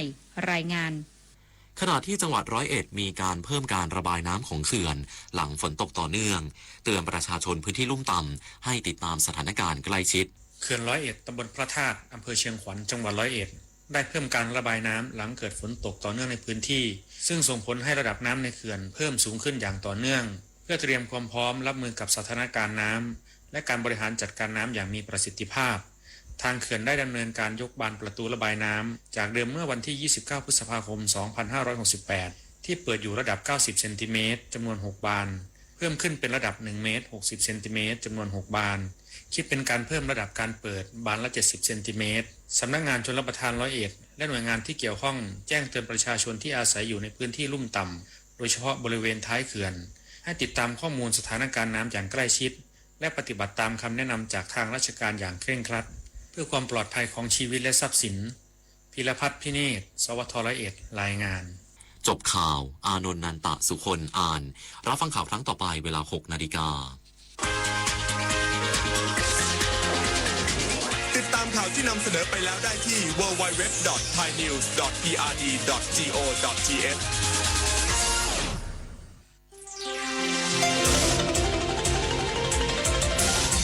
วิทยุแห่งประเทศไทยให้ความรู้คู่ความสุข